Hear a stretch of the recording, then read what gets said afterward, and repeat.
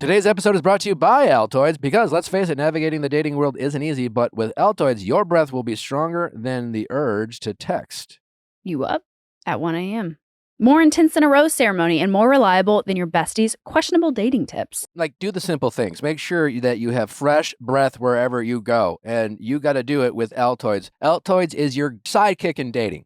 Do yourself a favor and make sure that you have fresh breath. There is no bigger turnoff than stale, stinky, rotten breath. It's also so easy because I feel like with gum, you always either, hey, I've like a wrapper you got to throw away, or you're like the gum gets nasty and you're like, where can I throw this gum away? With an Altoid, it's just so easy to throw in your bag, so easy to just dissolve in your mouth, chew it up, fresh breath immediately. Altoids is the strong, reliable, and intense boost of freshness that young professionals and single minglers need to be their authentic selves in daily life. When walking into a high-stakes moment, if you have Altoids, your breath is one less thing you have to think about.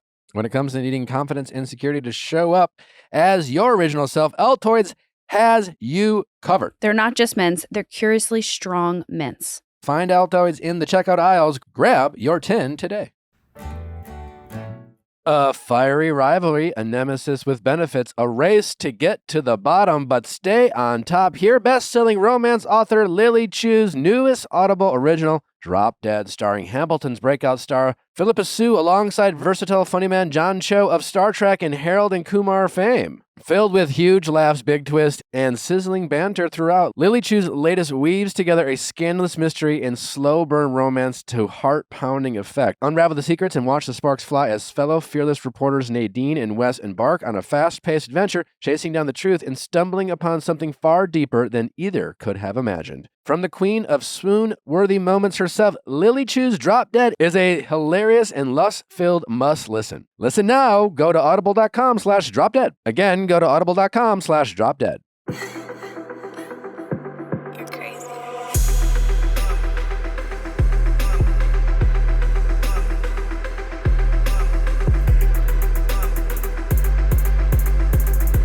What's going on, everybody? Welcome back to another exciting episode of the Viall Files Ask Nick edition. I'm your host, Nick, joined by sweet boy Justin. We have an incredible episode for you, some amazing callers. Excited to get to them. I think we have a writer-inner first before we get to our callers. We do, and this is an interesting one. So our writer-inner writes in with the headline, Box Room SOS.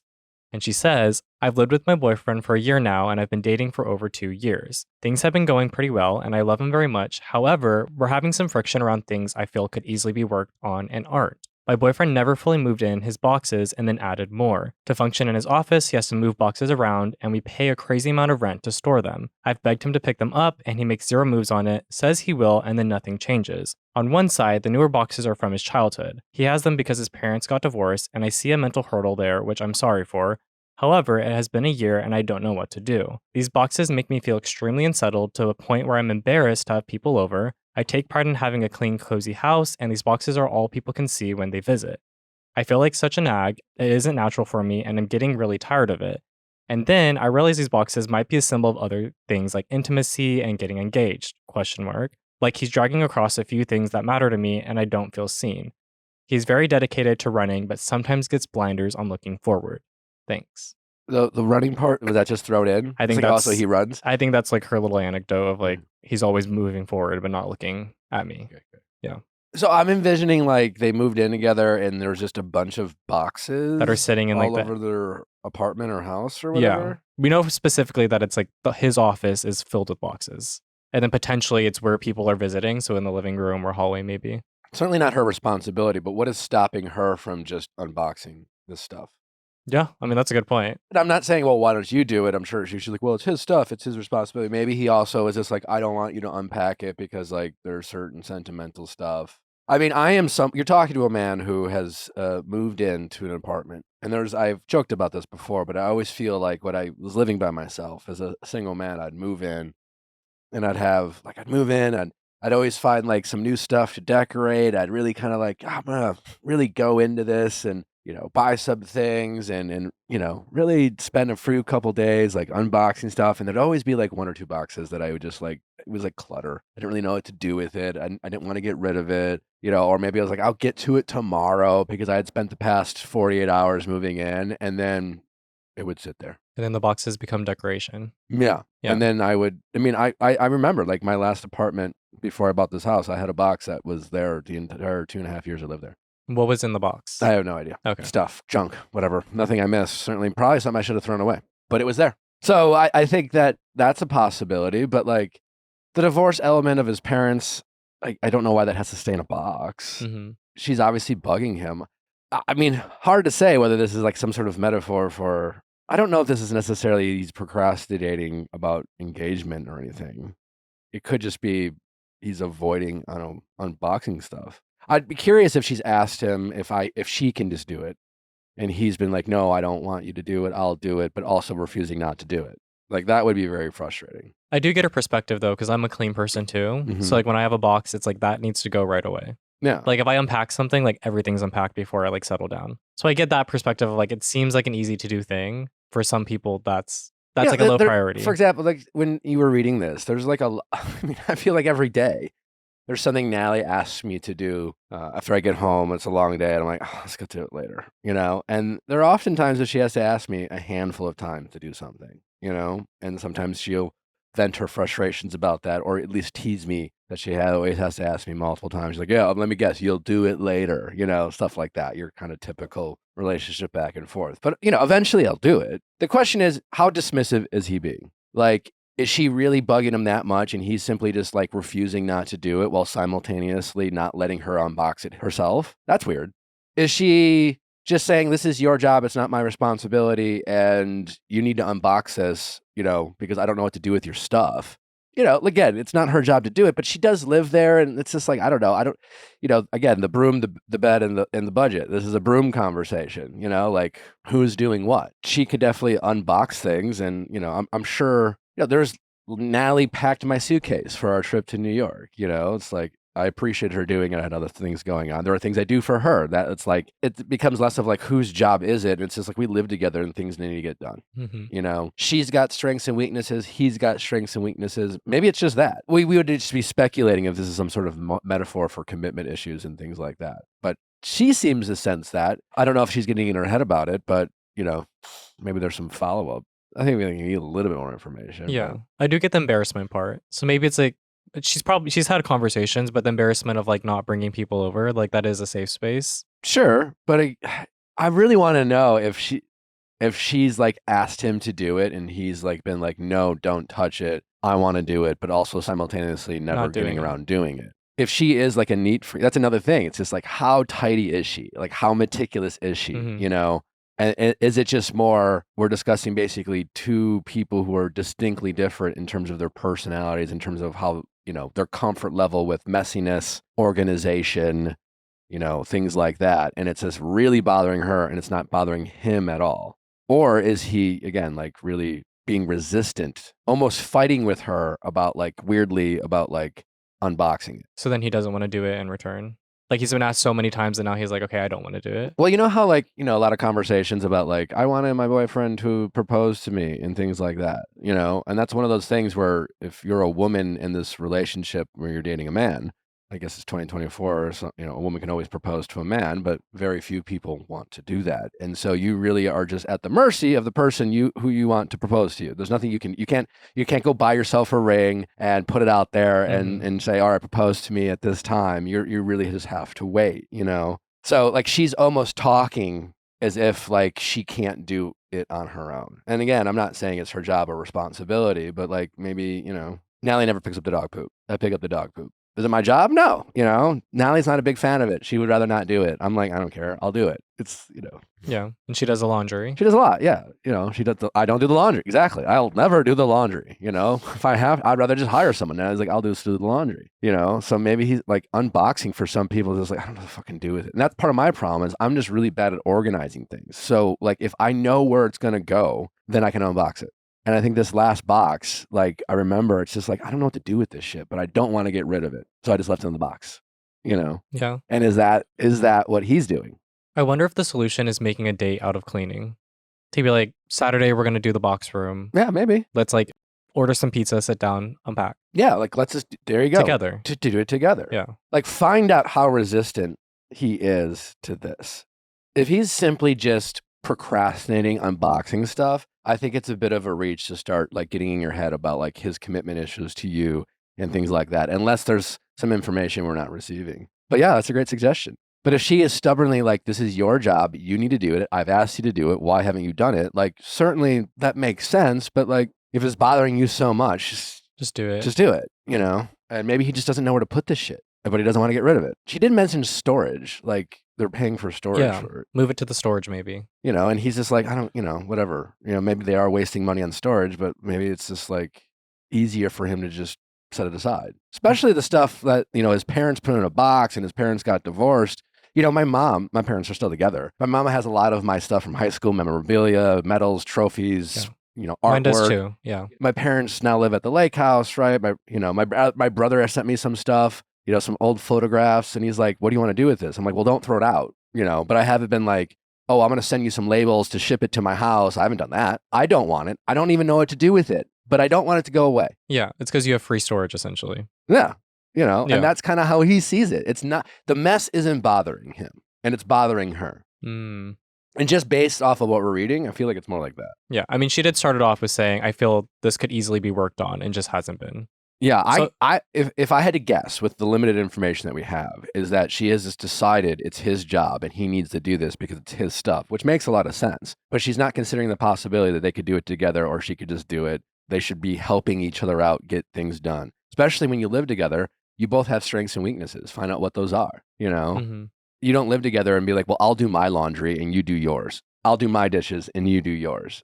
That's weird. That's having a roommate. I was going to say it's a roommate, not a partner. You know? Yeah. And so maybe that's the solution. If you offered both those options and he is weirdly refusing that, then maybe there's something weird going on. Explore that. Let us know in the comments if you agree or disagree. We have a great week lined up for you. If you haven't listened to last week's Going Deeper, we had 2 great episodes. One with country music star Carly Pearce. What a great episode. Big fan of hers. Just a really great person, really opened up, talked about her divorce. If you're someone who's going through divorce, gotten divorced, feel like can't see the light on the other side of the tunnel, I think this would be a very inspiring episode for you. Also, we have a new batch of Grant Ellis with us. That came out last Thursday. Really seemed like a great guy. I think that was my big takeaway with Grant. Obviously a little nervous. I think he was, you know, he just kind of announced being the Bachelor overnight. It was really his first interview. I got the impression he seems like a really high character guy. He seems genuine. Yeah, he seems like a really legitimate guy. You know, I didn't get a lot of fluff. He didn't seem like he was trying to be performative anyway. Just a really more reserved a little bit, you know, good looking, handsome man. 6'5". Yeah, I'm excited for him. But I hope you guys listen to that. I think you'll learn a lot about your new Bachelor, Grant Ellis. So check that out. We got Rob and Aaron tomorrow on Reality Recap, plus maybe some other people from Love Island. They have the big reunion that comes out. Comes out tonight. The reunion is tonight. So we got some big conversations coming on this week from your favorite Islanders. Plus Nicole is with us for Going Deeper this week. The big explosive interview. Nicole sits down with us explaining all the fallout that happened after Love Island. She's been shockingly quiet for someone who was silent almost. She posted something on a story. So again, I'm sure we'll learn a little bit tonight at the reunion, but obviously we'll get so much more from Nicole, and that is an incredible conversation. Nicole really opens up. It's some shocking information that you won't want to miss. Plus Reality Recap on Thursday with some more surprising guests. We're excited for you to check it out. Thanks for listening. Subscribe, tell your friends, like, let us know in the comments, all those fun stuff. All right, let's get to our callers. Question time with Nick. Let's ask Nick your sexy questions. How's it going? Hi, my name's Sarah. I'm 26 years old, and I just found out my boyfriend cheated on me a year ago. Okay. Your current boyfriend that you're still in a relationship with? Yeah. Okay. When did you find out? I found out this April. Okay. So that's a while ago. How did you find out?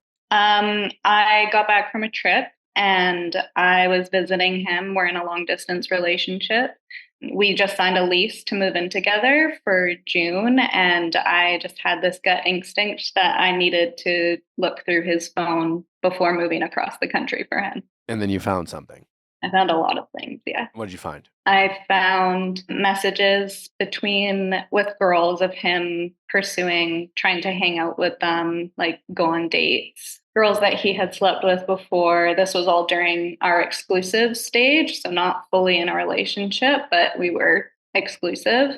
So that was what I found at first, but I found out a lot more after I confronted him and we went through his messages together. Okay. What did he admit to? Was it emotionally cheating or did he physically cheat? Physically. Okay. And emotionally, obviously. Yeah. Too. So what was the initial fallout? Like, what happened? What did you do? I confronted him by saying, you have one chance to be honest with me. I know that you were unfaithful to me, and you have one chance to be honest and tell me what happened.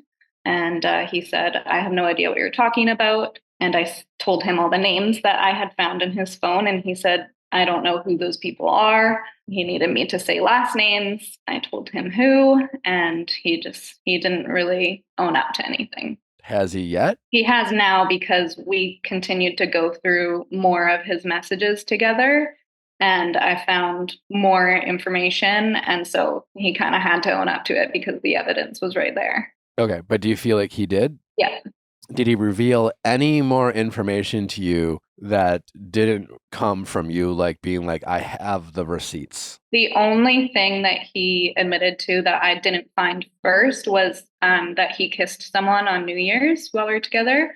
But those messages were in his inbox. So I did find those messages after, but that was the only thing he admitted to before I found it. Okay. And do you believe that? Yeah. Why? I don't know. No, Well, here, let me ask you a question. Let's wind up a little bit. You found this out in April. It's August. Why are you calling me now? What can I help you out with? There's obviously something that's bothering you. There's obviously something inside that you don't have the answers you need or whether it's the answers or the path forward. You're struggling with the decision you've made or are making, right? Obviously. So what prompted you to call and what are you hoping to get out of this call? So I'm really hoping to get an unbiased opinion of, am I foolish for deciding to forgive him? And, there's a lot of context to it because I'm going to have to move to the other side of the country eventually if we want to make this work. And so it's obviously been a roller coaster, but just an unbiased opinion of should I really be giving this a chance? And, maybe some hard truths to me as well, because I know that I need to make sacrifices by forgiving him and for giving him a chance. I know that it's a two-way effort, but yeah, I would just really like your unbiased opinion on, do I look like an idiot for forgiving him? No. You're a human being. So it's, you care about him, you love him, you thought about moving across the country with this guy. You obviously finding this out must have been heartbreaking. And I'm sure you felt a million different things, but you also love him, right? So your desire to want to make it work and to forgive him is human. Anyone who says otherwise and wants to judge you for that, either they're projecting or they just haven't been through it themselves, And by through it, I mean just like a betrayal of any kind, It doesn't always have to be cheating to feel betrayed by the person you love, So there's that. But this isn't about, we don't really care whether you look stupid or not, right? That's not what you're trying to figure out. You're trying to figure out whether this is like really, you should be doing this. Is it a waste of your time? Are you making a mistake, are you setting yourself up for further hurt and pain? Those are the big questions, right? And that's what we want to figure out.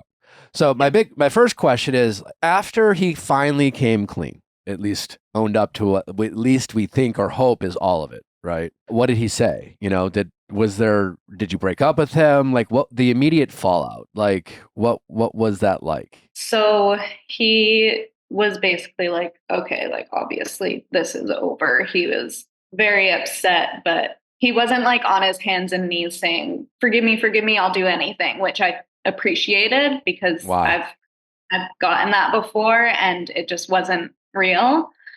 Well, that's fair. I mean, just begging on your hands and knees and saying you'll do anything doesn't mean shit unless you're actually willing to do anything. I mean, not anything, but like you're willing to do what needs to be done to fix the damage that's been caused. Yeah, totally. So I said, I'm not moving here anymore. If you want to continue this relationship and show me that you want this relationship, you can move to where I am and we can see if we can work it out. Okay. I'm not going to be inconvenienced for this. I'm not moving across the country for you. Well, what did he say? He was very hesitant about it because he had just moved back home with his friends and family. He had been away for 3 years. So he had just moved back home at this point. And so it wasn't what he wanted to do. And so it took a lot of time and discussion, which also I appreciated, for him to finally say, okay, I'll do the move. I didn't want him to just blindly accept anything that I said. So he really thought about everything and said, okay, I will move there. But then he's not here. So he never moved. He didn't. No, there was a bit of a fight, and I broke up with him sooner than I was ready. And then he was just like, I can't move there when this is where we're at. So we've continued on with long distance and are doing visits still. What do you mean you broke up with him? He was going out with some new coworkers, and we made a couple agreements on just some boundaries that I had to make me feel more comfortable about him going out. And he didn't do any of those things. And he called me kind of blaming it all on me. And then the next day I just said, I can't do this anymore. Like, you're clearly showing me that you don't have the emotional maturity to deal with this. But he's your boyfriend today. He is. So then we had a weekend apart to think about things, and I kind of gathered more of my thoughts and like just really regretted it. And why did you regret it? I don't really know. I don't know if I just wasn't ready for it, or if I just came to the conclusion like, hey, that's not really what I want to break up over. Well, no, I mean, that's your challenge, right? And that's the part that's really sucks to be in your shoes. You wanted this to work from the beginning. You loved him, certainly. Let me ask you this question.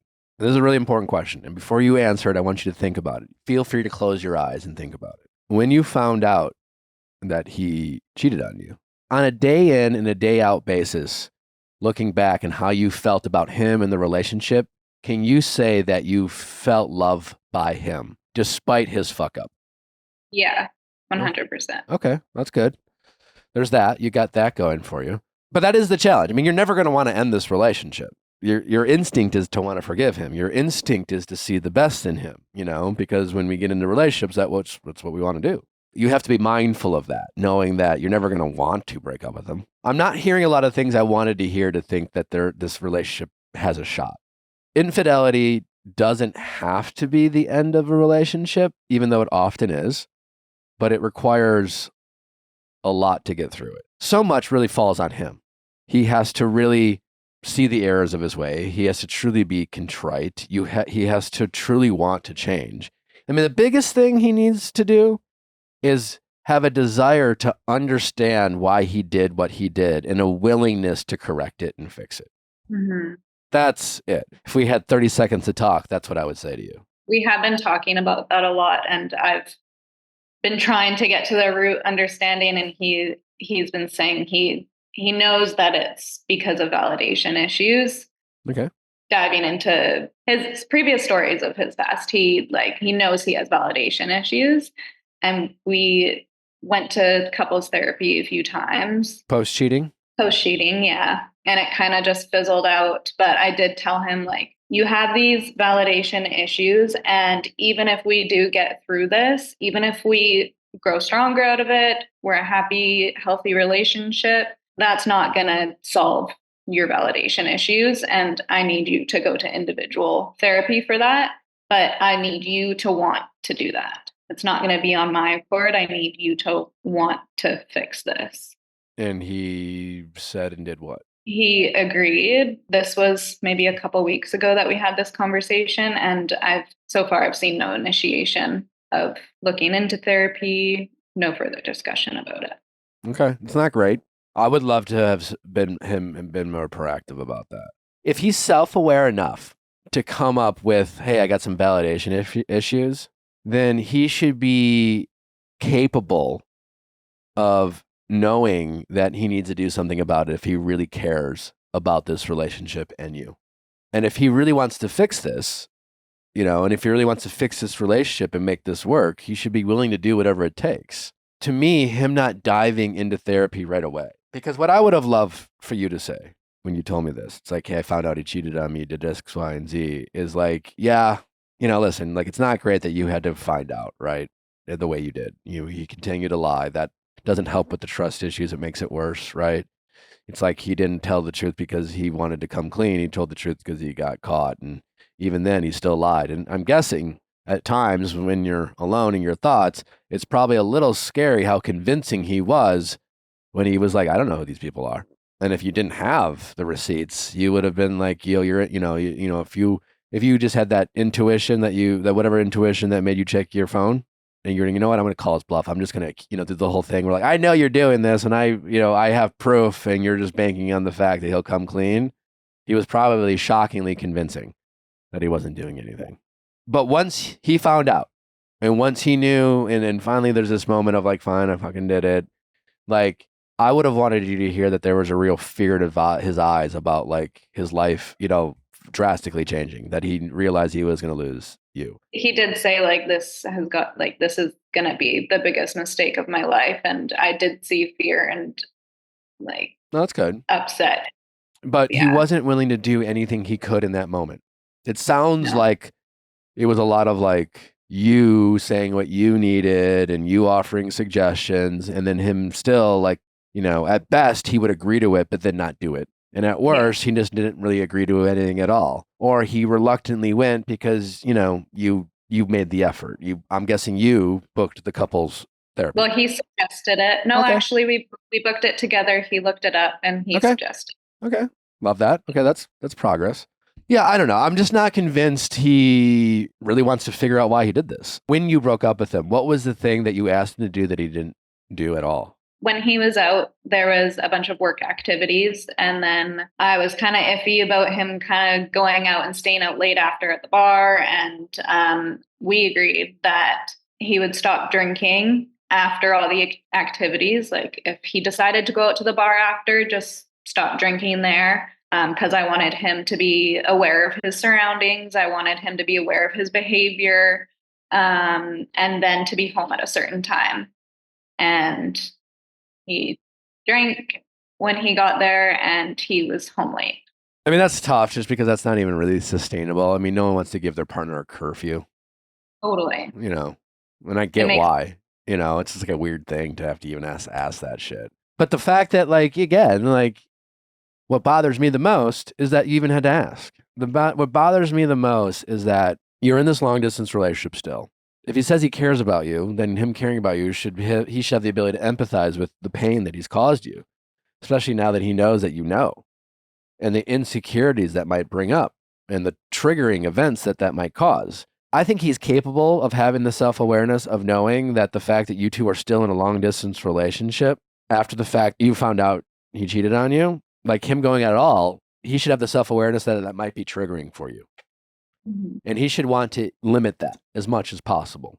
Now, again, it's not sustainable to sit there and never go out with his friends or anything like that. But like the fact that like, at least early on, even if it's not sustainable, early on, he should have been like really communicative and really been like, listen, I know I already put through for a lot. I'm like, he should have acted so grateful that you were even giving him this chance, And I do see an effort with him trying to come up with ways to make me feel more comfortable. Like he definitely shows empathy for that. Okay. And he's very forward and in saying, what can I do to make you feel more comfortable about this?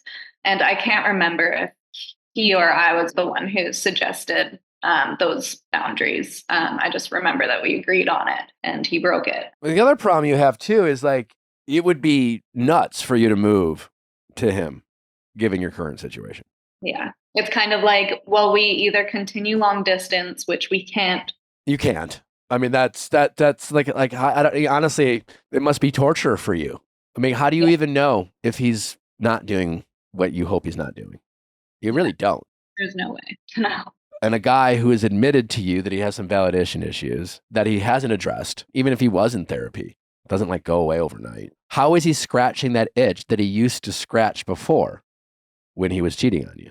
Yeah. Well, we talked about that too. And he said, I feel like now I do get enough validation for you. I don't feel like my head turns to other people. I don't think about other people. I feel like I get enough of that from you. This was in the same conversation as me suggesting therapy, but like it can't just be from me. Like he needs to feel that himself. Yeah. It's a tough situation. I guess my honest feedback when you called up, knowing that you wanted to make this work, I think that's obvious. You're still with them. It's been 4 months. I want to find a path forward for you. I'm having a hard time doing that. It's like but I get why he's saying enough to keep you, maybe, like it's like maybe. But the big problem again is like one, just from a practical standpoint, the long distance. Like it's not sustainable in general for any relationship, especially for yours, given the damage that's been caused. And so I don't know how you kind of have peace of mind in this relationship right now, and you need to close the distance. It would honestly be almost foolish for him to move. But the difference between you and him is that, he needs to make the sacrifices. You are already making a sacrifice by giving him a chance. That's a huge sacrifice. It's a huge one. You're emotionally vulnerable right now. Like you could have been April, May, June, July, 4 months into healing, right? Huge sacrifice. And so if you decide to move on, like you've lost those months.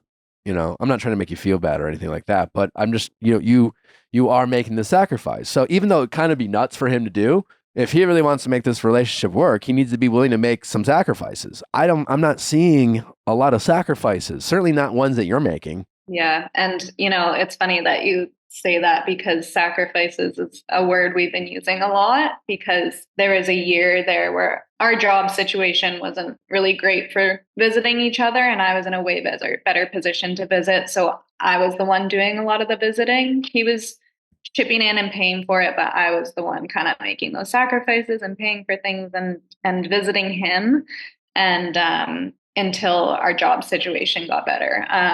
And he's kind of our last argument that we had last night. He was saying like, I feel like you don't acknowledge my sacrifices, but at the same time, I feel like I have had to beg him for each one, like for him to. What are his sacrifices that he thinks he's making? Honestly, like effort, maybe he would say. He made a sacrifice by not taking a job like a year ago because of where our relationship was at. Okay, that's a sacrifice. I mean, is that true though? Yeah, it's true. I mean, that is a sacrifice, but is that what he's talking about?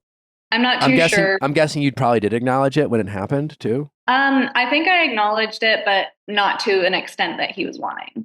Okay. That's a fair gripe, maybe something that would come, like, again, like, regardless of, when an infidelity happens and a couple goes into couples therapy, like, yeah, there's a lot of conversations around the infidelity and the cheating, and there's a lot of hurt, and certainly there might even be yelling and things like that. But eventually you get to the point where both people are communicating frustrations of the relationship, and things that both people can work on, and et cetera, et cetera, et cetera. Actually, I remember what he would think of as the sacrifices is mostly finances because he's been visiting me more.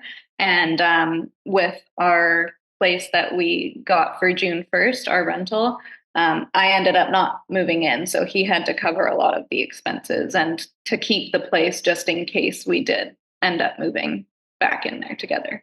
Okay. And that's post you finding out he cheated? Yeah. Okay. I mean, yeah, I guess it's a sacrifice, but it's a sacrifice that it's a consequence to his. There you go. Yeah, it's not really a sacrifice. It's more of a consequence. It's kind of bare minimum. Thank you. I mean, what does your gut tell you? Like, do you think there's a path forward? Yeah, I think there could be because that's not what I asked, though. I mean of course, anything's possible. If nothing changed from here on out, no, there's not a path forward.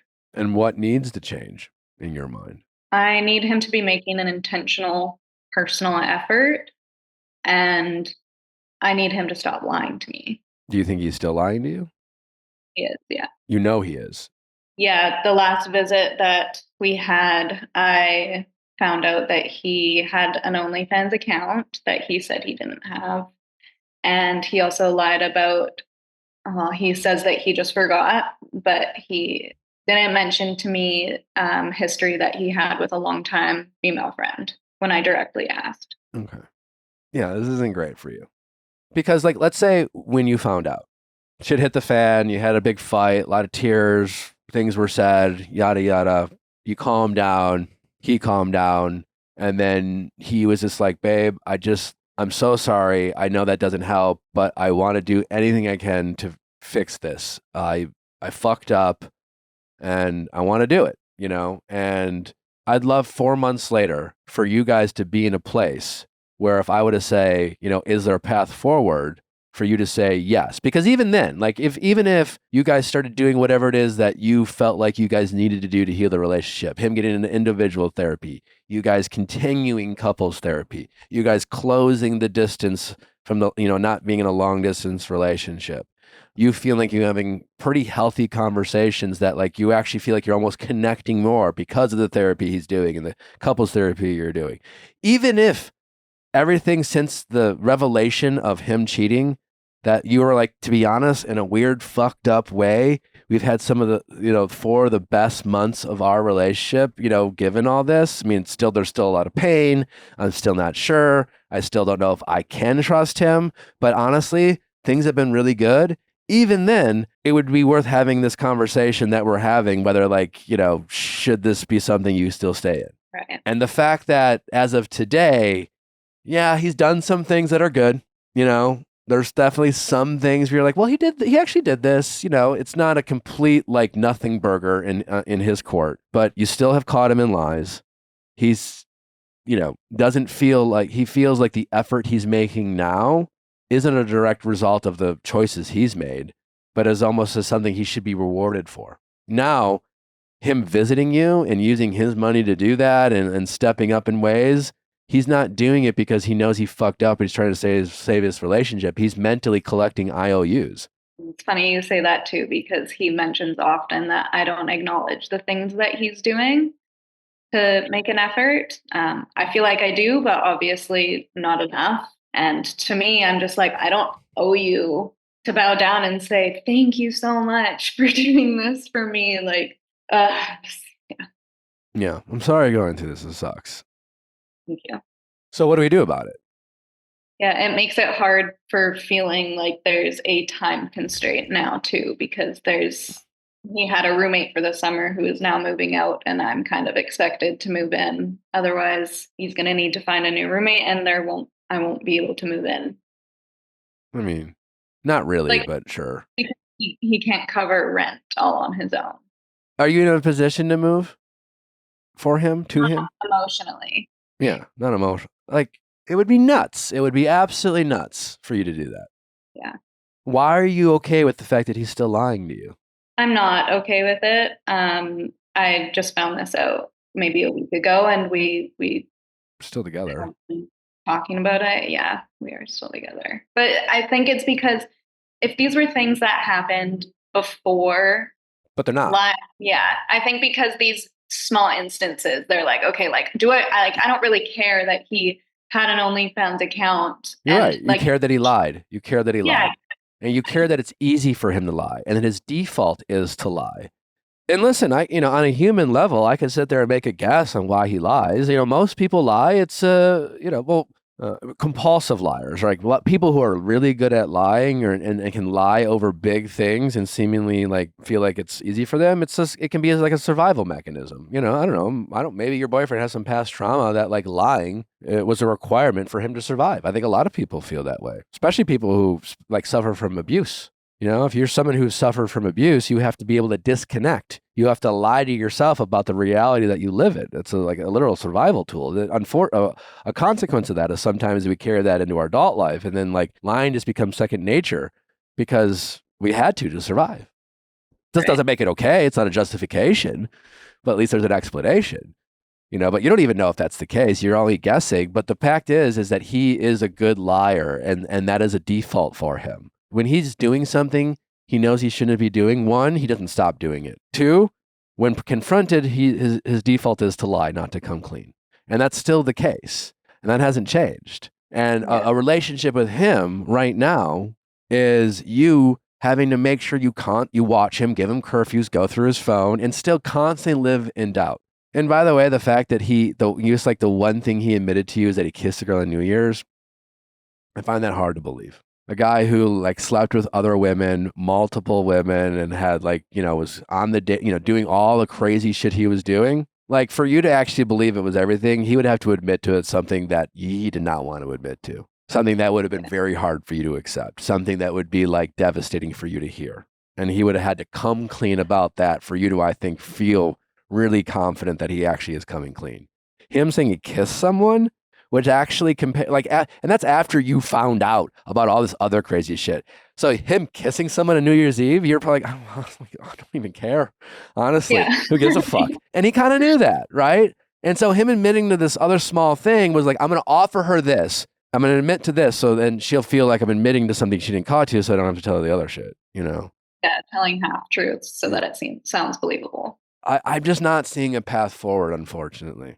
And I want to for you, because I know you care about him, and I'm sure he's not a terrible person, and maybe he's just not giving you any reasons. And the fact that he's this comfortable 4 months after the fact, having not done some of the little things you've asked him to do, and he's so comfortable asking you to acknowledge like his efforts and what he's doing, and like that is not someone who really fully, I think, appreciates the hurt he's caused you. And I don't think this is someone who's fully wants to change. I think he just wants you to stop doubting him and stop asking him questions. And I don't think he wants you to leave him alone. Yeah, I think that the asking for acknowledgement, it does come from somewhere as well. Like, I know his dad just never gave him positive reinforcement. Like, that's something that we discussed really early on in our relationship, is that he always felt like anytime he did something right, it would never be acknowledged and there's never positive reinforcement. So I think it does come from that. But yeah, in our situation, it's this is something. And I empathize with him, and it probably is a reason why. I mean, his relationship with his dad probably is a huge reason as to why he's doing what he's doing and done what he's done. But he doesn't seem to really want to do anything about it. It's not bothering him so much so that this is fucking up his life. The thing is, it hasn't really fucked up his life. And unfortunately, it seems like he needs to have his life actually get fucked up, not the fear of getting it fucked up. Because for some people, the fear of it being fucked up and flying too close to the sun, being caught out and being like, holy shit, my world, I just got caught and this is all happening. Like when serial killers, they always tell you like people sometimes want to get caught because they just want to they're just tired of lying and it's just building up on that. Sometimes that can be a relief or whatever, but then there's like, holy shit, now my life's about to crumble. Sometimes that's enough for people, but it doesn't seem to be enough for him. Yeah. Because he's not doing the things. And now he's resorting back to his old trauma, which is like needing that validation and saying to you, well, I need you to validate me. I need you to acknowledge what I'm doing. And I don't doubt that what he's doing probably to him feels like a lot. He probably in some ways is stepping up.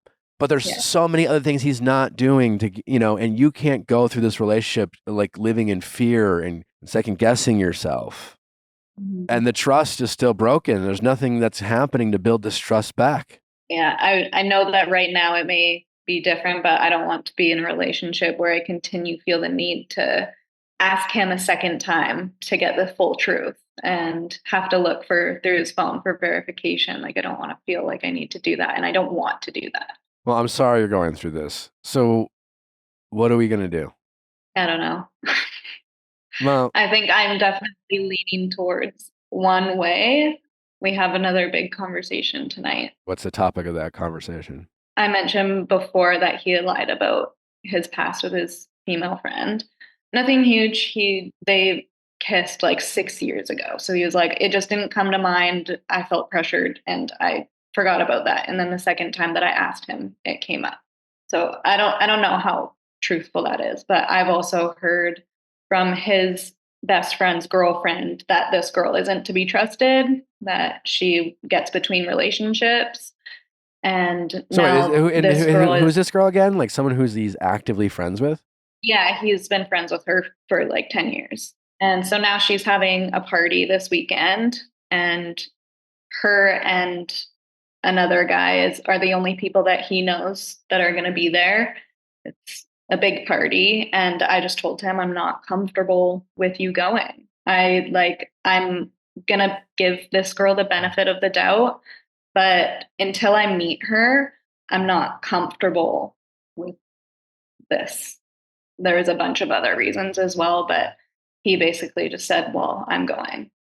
Okay. And he wanted me to come up with ways to make me feel more comfortable. He's like, you're not giving me any suggestions of to make you feel more comfortable about this. And I said, I've been doing that this entire summer. I've been letting you free will do whatever you want as you should.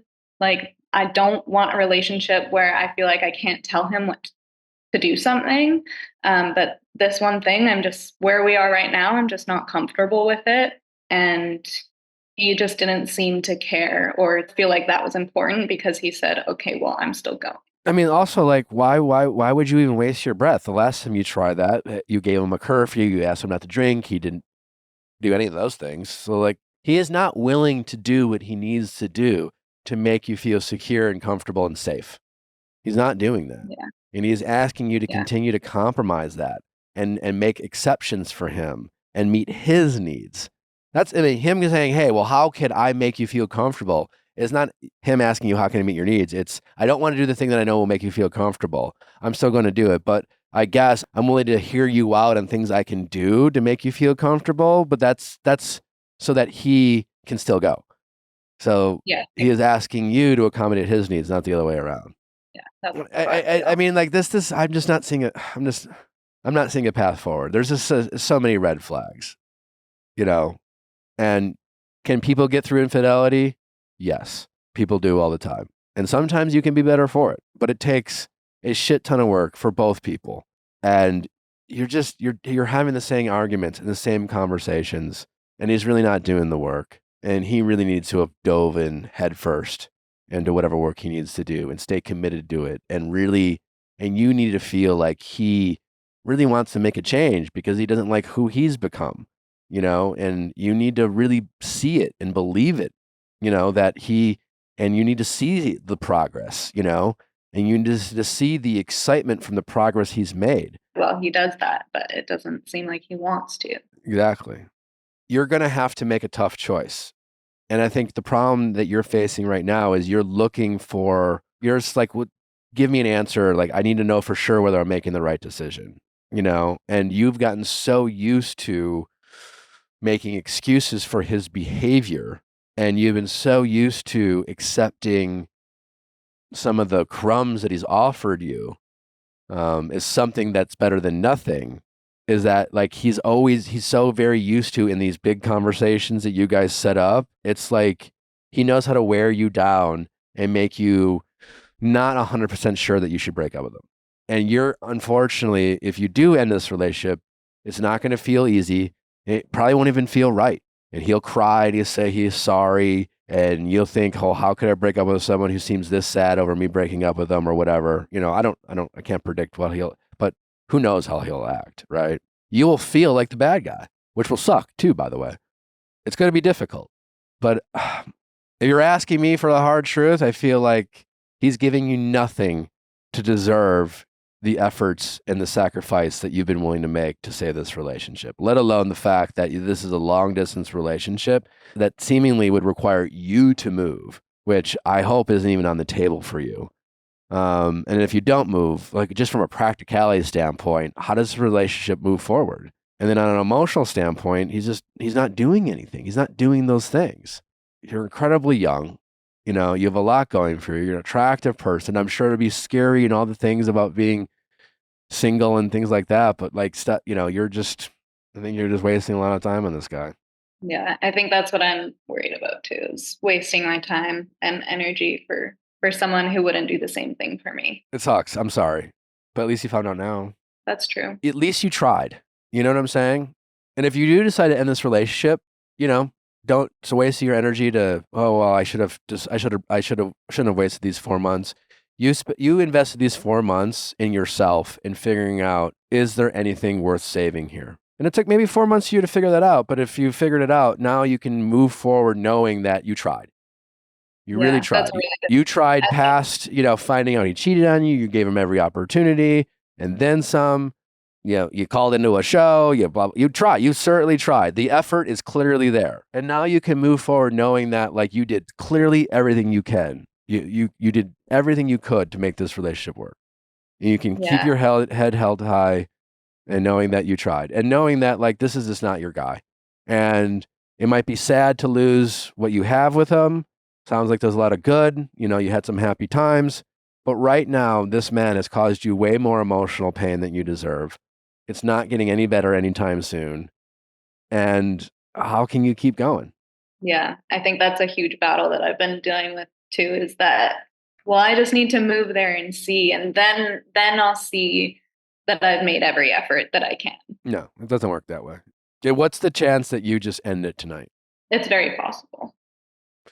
Well, I encourage you. Thank you. I hope for you that you decide. And again, I really wanted to go into this thinking there may be a path forward, because I know that's what you wanted. Mm-hmm. Yeah. But you weren't an idiot. Don't judge yourself. That's a waste of time. It's human nature.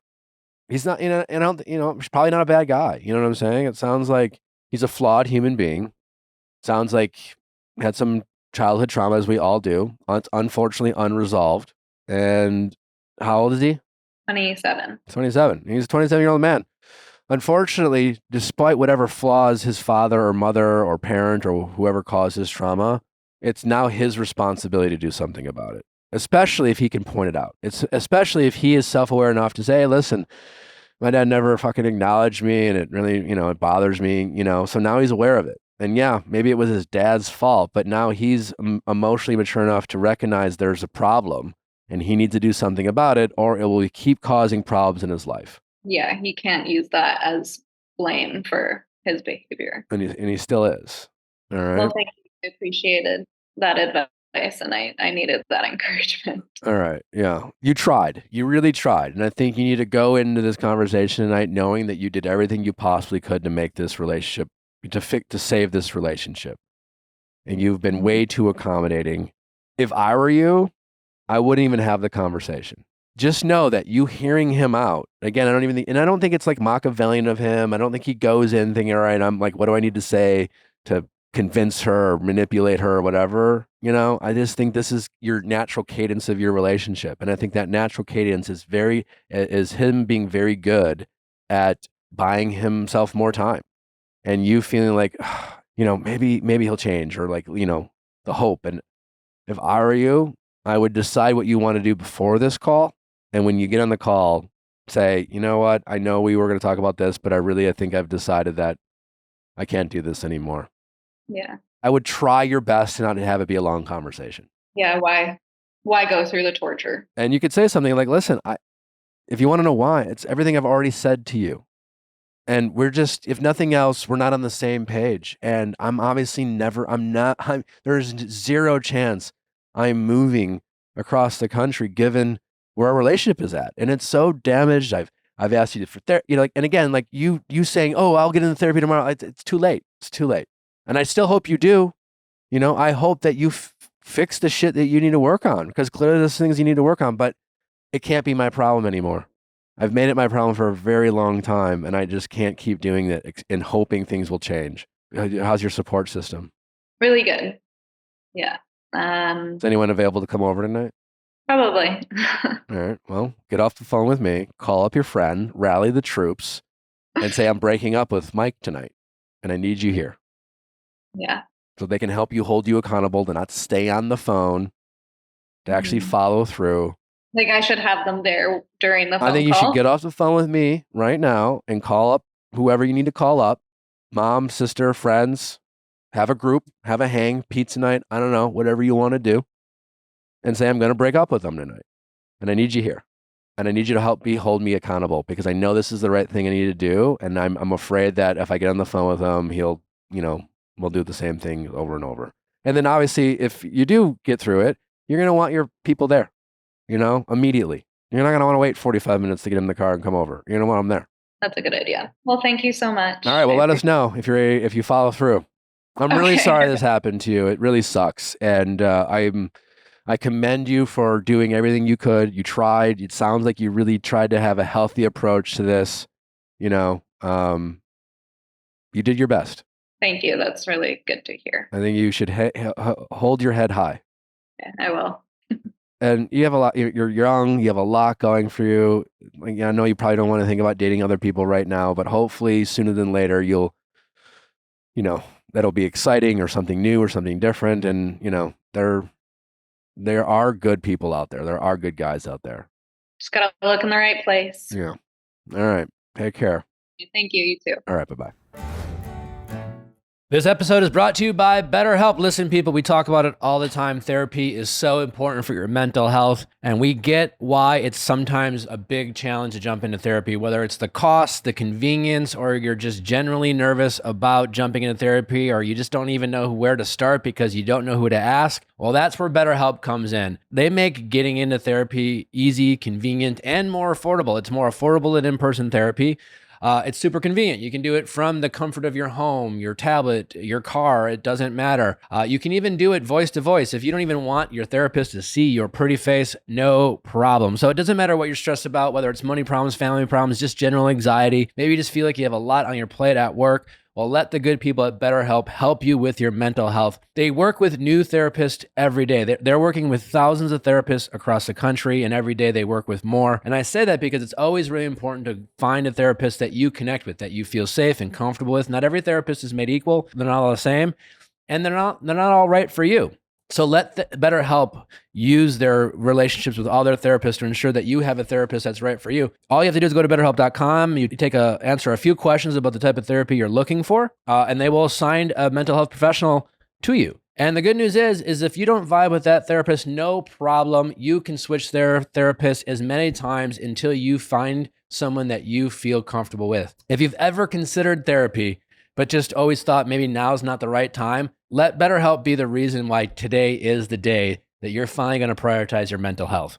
So get it off your chest with BetterHelp. Visit BetterHelp.com/VIALL today to get 10% off your first month. That's BetterHelp, HELP.com/VIALL.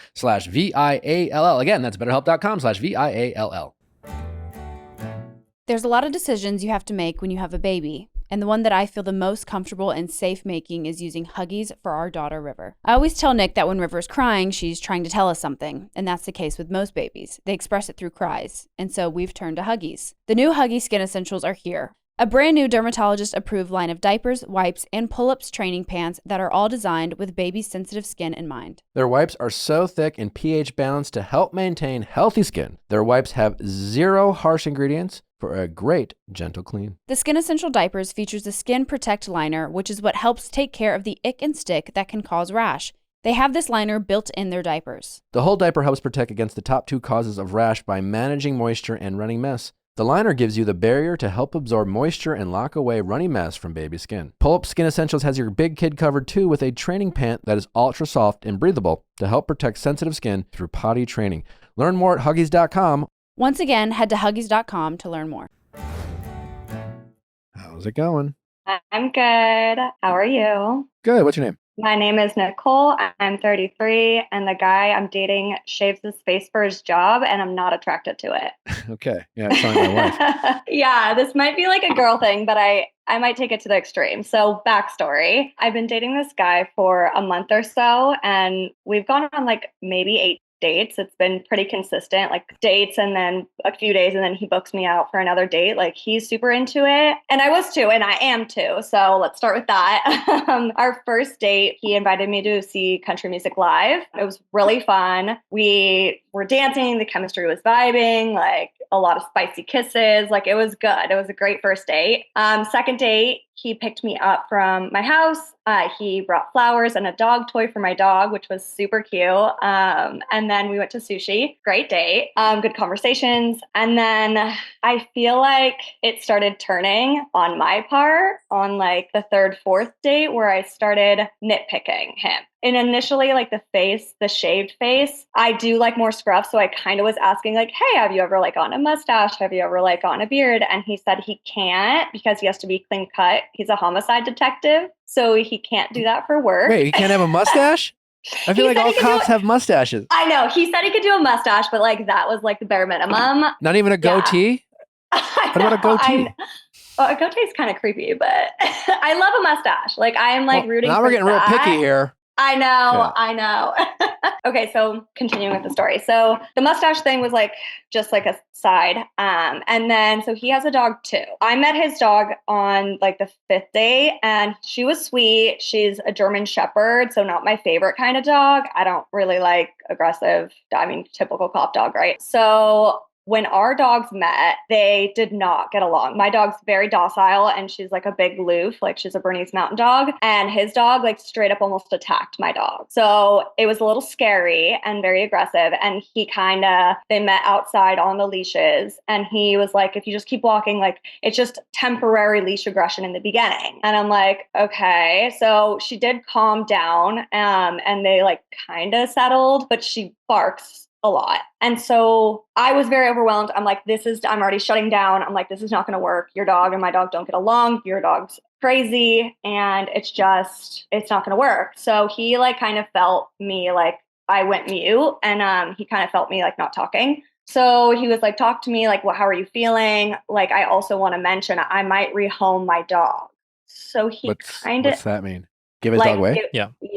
Why? Because he sees how hard it is to have the dog and to be working the hours that he's working, and he stresses out about like her not having the best life and not having a yard. And yeah, so I like obviously like a sense of relief came over me when he told me that, but I can't make that decision for him, and I don't want to be pushing him to give away his dog because that feels really mean and like kind of double standardy because I have a dog, but my dog's way better. Yeah, but so I'm like, this isn't really about the dog. I know. I think I am like sitting there picking at like what I don't like because I'm trying to like find a good reason to not like him. But I do like him. Do this a lot? Yes.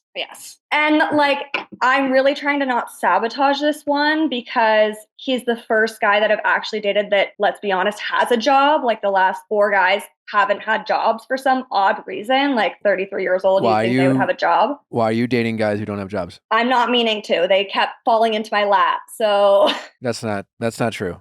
Yeah. Yeah. I mean, unless they lied to you. One kind of did. He said he had a business that he was like getting out of and that he was liquefying and blah, blah, blah. And how many more dates did you go on a date with him? A lot. I kind of, like we were together for like 3 months with that one. And the other ones told you pretty quickly and you still kept dating? I was dating one and he lost a job while I was dating him. So then we ended up trying to make it work. And then ultimately he was too stressed out about not having a job. So he broke up with me. But then the other one you just dated. I'm getting the vibe that you were dating unavailable men. Yes. For whatever reason. Yes. And this is the first one that's available, wants to get married, wants to have kids, has all these things, wants to buy a house, has like a 401k, has a retirement plan, like has all the adult boxes checked off. Except they have like the one job, well, not the one job, but a job that makes any, like, I think homicide cops have terrible track records when it comes to successful marriages. Do they? I'm guessing. I don't know the stats. Justin, you look it up. Natalie and I were watching a documentary that talked about like the suicide rates are pretty high. I mean, they deal with death all the time. Their hours are insane. You know, like it's a very difficult job. You know, it can be very rewarding too. You know, but you know, the most successful detectives are very married to the job and type of thing. And at least that's the stereotypes. I don't know. Are you finding anything, Justin? No stats. No stats. Anyway. So yeah, I don't know. Maybe. Yeah. But why are you a saboteur of your own relationships? Like, why are you prone to dating men that you know deep down are not eligible? I don't know. And I mean, you in therapy? Yes. And I was trying to get into my therapist tomorrow and she didn't have an availability. So this is perfect that I'm talking to you. You're my therapist today. I'm not a therapist. I know. But no, I am in therapy. I do have daddy issues, but obviously. What have you worked on with your therapist when it comes to your dating life? I mean, I've talked to you for like 4 minutes and it's pretty obvious that you have I don't know what the attachment style is or whatever, but you clearly have some things going on when it comes to sabotaging relationships. Well, I have anxious attachment for sure. And it's interesting with this guy is he's showing up and he's not making me anxious. He's almost being too available and I'm for some reason running. And I don't know why I'm running. Did you have a dad who like abandoned you a lot? Not there. I had an alcoholic and addictive dad. Yeah. Okay. So hard to rely on type of thing. Yes. And that has been the track record for the last like 2 years, is like I get in hot and heavy fast with guys, in it for 3 months, and then they just like run away. There's something that happens and they're like, oh, nope, can't be in a relationship. I'm out. Yeah, but you kind of know, you know what's going to happen. Not really. Like, I get blindsided a lot, but I don't feel like this one's going to blindside me. But for some reason, I'm like nitpicking his looks, and I don't know why I'm so stuck on like. Maybe this is progress that you're dating someone at least presents as someone who's ready for or has a desire for commitment. Yeah. And he definitely does. Like he wanted to be exclusive with me after the second date. And I'm like, whoa. Like, no. Well, that might be a red flag, you know. I know. He also he was engaged last year, and he just broke it off with her in January. So yeah, it's, you know, different appearance. Mm-hmm. But honestly, you're the more I'm learning about this guy, the more unavailable he actually sounds to you. Yes, you know, the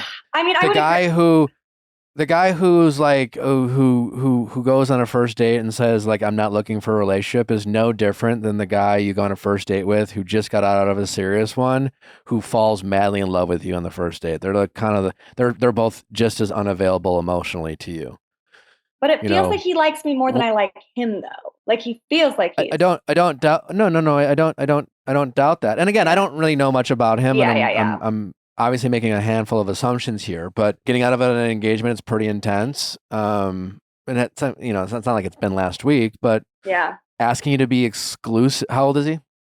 He's 32. Okay, he's not even that old, right? So asking you to be exclusive on the second date. He was more so like saying like, I don't date multiple people. I'm not dating anyone else. Like I don't know like where you're at, but like I don't do that. And it's funny because I'm usually the anxious one asking if they're dating anyone else. I'm usually like, I'm him always in the situation. I'm always asking like, hey, are we just you and me, focusing on you and me? And he like, what have you worked on with your therapist as it relates to your anxious attachment or you being kind of a saboteur of your relationships or, you know, understanding your daddy issues, as you call them? Right. Like, you know, like what have you worked, what tools have you developed with your therapist to, you know, recognize this behavior or change your approach to the men that you're dating? Well, how often do you see your therapist? I was seeing her once a week, and now it's like winging off to like every 2 weeks, once a month, because I feel like I have nothing to bring up when I talk to her. But obviously, not a good way to go totally into therapy. Normal and fair. Yeah. No, I don't know. I do that too with my therapist, you know. Yeah. But I guess you sound like you're again, never met you, but coming to me, you sound like you still currently very much struggle with your picker, as I like to call it. Yeah. And who you choose to date. You seem like you are currently very much struggling with someone who's prone to sabotage relationships or enter in relationships that are doomed from the start. Yeah. Because of a deep-rooted fear of being hurt long term, I'm guessing. Yeah, but I'm also like, I put up such big walls because of that. So I sit there and analyze, is this a red flag? Like, should I walk away now? Like, is there something wrong with them? Like, is that, you know, like I just like, I'll question everything. So that's why I'm like, okay, if there's no chemistry, should I walk away? When you go on dates, so knowing that you struggle with this, like, do you download or debrief with your therapist? About the dates that you're having? Sometimes. And the emotions that you're feeling? Yeah. And like, I'm because like, what I'm hearing from you is you're having a hard time trusting your instincts. You have a hard time well, my gut's always processing wrong, is what I say. Sure. Or you have a hard time processing the emotions you're feeling post-date, you know, or your probably ego gets in the way, or your insecurities come up, or your trauma reveals itself. And so someone in your position, you know, if you had a therapist you felt good about and trusted, I don't know, I think it'd make a lot of sense to, you know, you don't want to have a therapist who like tells you who you shouldn't date, but I would love you to work through the emotions that you feel post-date. Yeah. Because I think you do have a hard time of processing those emotions and being honest with yourself about what those emotions are telling you. Yeah. And it sounds like you could benefit from having some guidance in those vulnerable moments. And to me, you sound like someone who's very vulnerable when you get to know a guy and the feelings that you're feeling post-date and questioning whether this is someone you should or shouldn't explore, you lack a lot of clarity, and you would probably benefit from someone who could help you through that. And because you're still, for whatever reason, not there yet, and that's okay. You know, maybe you need a new therapist. I don't know, because like, again, like I know I relate to the feeling of being like, you know, I feel every time I feel like I go into therapy, I'm always like, what the fuck am I gonna talk about? And then I get out of therapy, I'm like, why didn't I talk about that? Things just shit come like that, up. right? And we go through good days and bad days, or good moments and bad moments, but you have this clear issue that you are aware of. And yeah, it sounds like you've talked about it in therapy, and you like, knowing you're an avoidant attachment does nothing for you.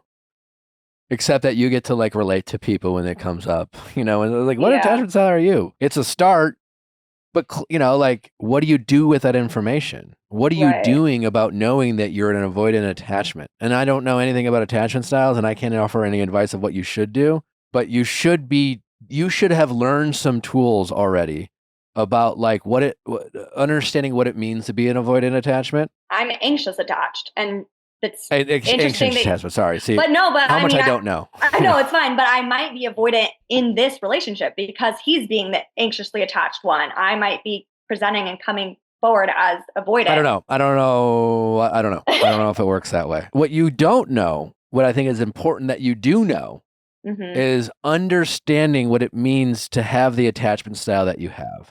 And understanding the common reactions someone with your attachment style might feel, and in high pressure situations. And for you, high pressure situations are often, I'm guessing, dating situations. I would want for you to learn the tools to recognize when you feel triggered and your attachment style rears its ugly head, so to speak. Yeah. And I'd love for you to be able to like identify, slow down, to get better instincts. Because right now, as you say, your instincts aren't great, or at least you don't have confidence in those instincts. And so whether it's through the help of a therapist or, you know, ideally long term, it's not sustainable to like need a therapist to download every date. That's kind of nuts. Right. But early on, but I would love for you to have a therapist like work with you on teaching you the tools to identify, you know, when you get triggered, so that you can better trust your instincts, and identify the men that, you know, give a lot of the red flags that say, I'm unavailable, you know. Yeah. I mean, again, he might be the greatest guy, but a guy who just got out of a relationship who wants to move fast is a potential red flag. Doesn't mean he's unavoidable, but you definitely want to ask some more questions. You should want to know what he has done to heal from that relationship, if at all. Yeah. How it affected him. Well, you know, how it hurt him, you know, why it ended, you know, and he should be comfortable talking about it with someone he's interested in dating. Yeah. If a guy, he does. I don't care. He is very open with me about like all of that. I don't think that's good. I don't think he has a problem with like communicating at all. He like more so overly communicates. He tells me he like doesn't have a filter, so he tells me like anything and everything. I'm just trying to get over like the looks about him, because I don't stare at him and like want to jump his bones. So tell him to grow a mustache. I don't know. Tell him every day. I mean, I've told him every other date now. I feel like I'm like being mean at this point. Well, if he likes you that much, you should grow a mustache. You know, I don't know. Like, listen, I think I look better with a beard too. I know how Nally feels. Nally doesn't like a clean shaved look. And since, you know, I'm married to the girl, I would rather just do the thing that's pretty, and I like myself better with a beard too, but you know, every once in a while I'd probably shave just to fuck around and find out if I didn't have a girlfriend. Actually, that's not true. I mean, I was single for a long time and always had a beard, but the point is like, it's not that hard for him to grow a mustache. And if a guy who's claiming he really wants to date you, like, that seems like a really easy thing to do. So why isn't he going to do it? Why isn't he doing it? Yeah. And then also the dog. I mean, the dog's a major factor. It's like, I'm like majorly not. I don't think so. I mean, like, dogs, we have 2 dogs. They live together. They love each other. And once a day, they, for 6 seconds, act like they're going to rip each other's throats out. I don't know. They're fucking dogs. Dogs do shit like that. I don't know. And the more you bring them around each other, the more they will get comfortable with each other and they'll be fine. You are deciding to make it a thing. Yeah. I'm making everything a thing, because then it's like I'm walking behind him in a grocery store and I'm like, why are you walking like that? Like, I'm literally just nitpicking the poor guy. Yeah, because I don't know, there's something going on inside of you that's afraid of really investing into a relationship because you probably have some sort of abandonment issues. I don't know. Yeah. Again, just a guess, not a therapist. Yeah. I'm not diagnosing you. Yeah. I'm just guessing, but things to maybe like ask your therapist about, or maybe Right. how long have you been working with this therapist? Only a couple months now. She's a newer one, so. She's new and like Yeah. young? No, she's like new to me. Unsolicited advice here, but I would go to your therapist and say I would really like to keep exploring my past trauma, my dad issues, and I really, again, like I feel like I'm always sabotaging relationships. I'm entering relationships with guys who clearly don't have qualities that I want in a long-term partner. Yeah. I want to get better at identifying that, and I want to work through that because for right now I'm dating this guy who, I like a lot about. He seems to be the most qualified guy I've dated in a long time, which is a problem in itself. And the fact that I am nitpicking everything about him, it's just like clear. It seems like I'm avoiding trying to get into a healthy relationship. And, again, probably some fear of abandonment. And I'd love to try to continue to explore that, you really need to tackle this.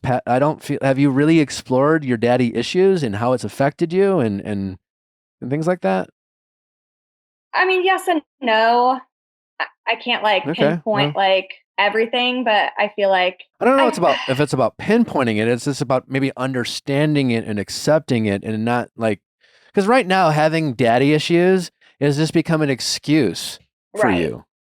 No, 100%. And every time it doesn't go your way, you're just like, well, I have daddy issues. Yeah. Sure, it's good to know, but I don't like to use daddy issues. Like, honestly, it's just like, I've just had shit luck with guys and like the crazy wildest stories like you can imagine of why they break up with me. It's like, I get fed them. So it's been but that's the thing. You got to stop that narrative. You don't have bad luck and you are not being fed terrible men. You are choosing to entertain them. You are allowing these guys who are showing you who they are early on, and you're choosing to ignore that.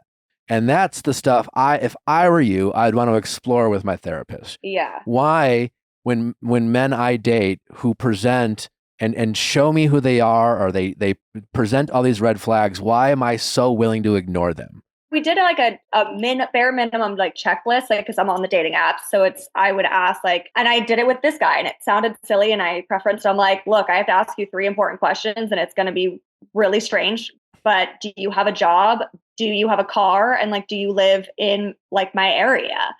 And he like kind of laughed and he's like, oh my God, you poor thing. Like, yes, I have all 3. And then he like went into detail, but like, that was like what I was getting. I was like getting men that like didn't have a job, didn't have a car, and like was traveling through. Like, so it's like I have tried to filter out that.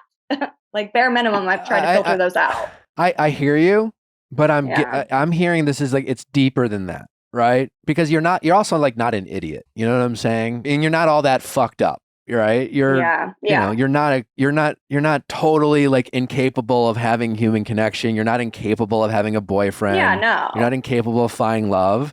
You, like many people before you, have some daddy issues and some past trauma from childhood or your parents, and it's still affecting you, is my point, right? And it affects you in ways that you probably don't realize, and it affects your subconscious brain more than your conscious brain.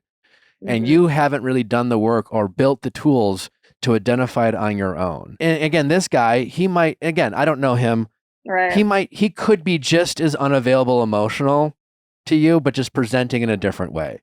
But your subconscious could be picking up on it. And you need to do a better job of understanding your subconscious, or why you make some of the choices you have, or the emotions you feel and the triggers that happen, and processing those emotions. Or at least find someone that you feel confident enough to share this with, and open up to, who can give you an unbiased opinion because they're not emotionally like committed to the outcome like you are in these dating situations. Right. Yeah. But as far as the facial hair, I mean, I will say you could probably, if he likes you that much and he really wants to like commit to getting to know you, grow a mustache. Yeah. I mean, it's just so hard because it's like, but you'll find someone else to hate. I know he like knows that I'm like not that sexually attracted to him and I feel bad, but it's like, I'm not there yet, I guess. And like, I'm waiting for like the chemistry. In general, or just because of the facial hair? I don't know. Like we spent like 5 hours hanging out, like on the couch, like cuddling, but we never kissed. And I was like totally fine with like not. So I don't know if that's like That's fine. a red flag, like, or should we be like making out the whole time? Like, I think that's the least of your red flags. Your willingness to go slow on a date, you know? Like, and again, you wanting to jump a guy's bones hasn't proved successful to you in the past either. Yeah, that's what my sister tells me too. And I don't know if this is your guy, but again, like this guy isn't your problem. You are your problem. But I want him to be my guy because he's like an adult, and like I want family. Well, I want I want these things. You don't want him. I'm glad that you are open for him to be your guy. Stop deciding what you want the outcome to be. Just be open to pursuing it. Know that he is giving you things you haven't received before that are green flags. He's got a job. Yeah. He seems emotional, mature. He's a good communicator. Yeah. You know, he seems like he's honest with you. Green flags. Yeah. You still don't know a lot about him. So, you know. Yeah, that's a good point. So I should be open to getting to know him more. Yeah. You really need to work on, you need to either with your current therapist or find a new one. Okay. Someone who, but I would have loved for your therapist to pick up on some of this stuff. Or maybe they have, and maybe you're just good at ignoring them. I don't know. A lot of people are. No, she's kind of surface level. Like she's not really like diving deep. It's kind of just like very surface level questions of like what's happening this week in your life. And then I tell her, and then I don't know, maybe I do need a new one. Yeah, if I were you, I would want to get a better understanding of why you make some of the choices that you make and why you're really good at ignoring red flags and why, you know, and better understand your attachment style and what it means to have that attachment style so that you can identify your own behaviors and then like learn the tools to do that or get comfortable with communicating with someone like your therapist when that does happen.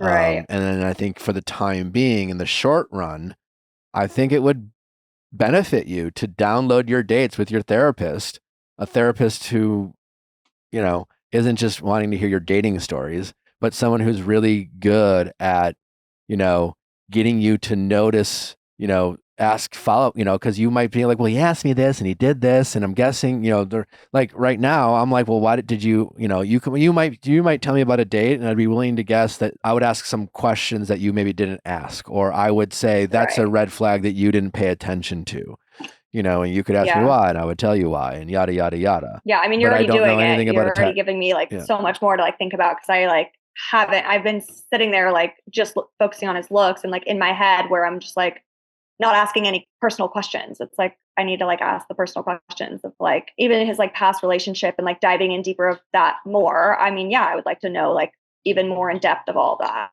Yeah. Well, it's like when a guy doesn't like you, you worry about him liking you. When you feel like a guy likes you, all your energy goes into how do I feel about him? 100%. Which is an issue.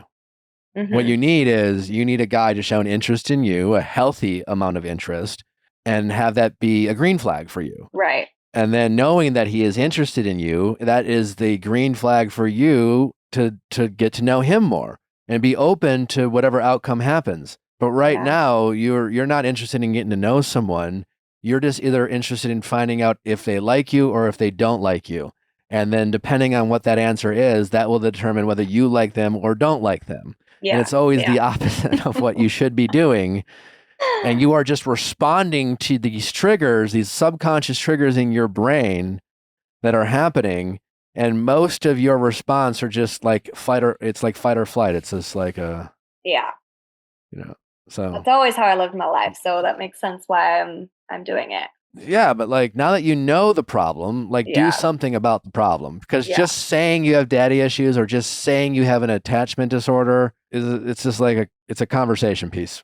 Right. Yeah. But you need to go several steps further in figuring out how to not have daddy issues so that you can say, I used to have daddy issues, but I've worked through them and I'll always deal with these daddy's issues, but I've learned a lot of tools so that I don't make some of these destructive choices that I was prone to make in the past. Because it's safe to say that you're still making a lot of the same choices that you did when you were 22.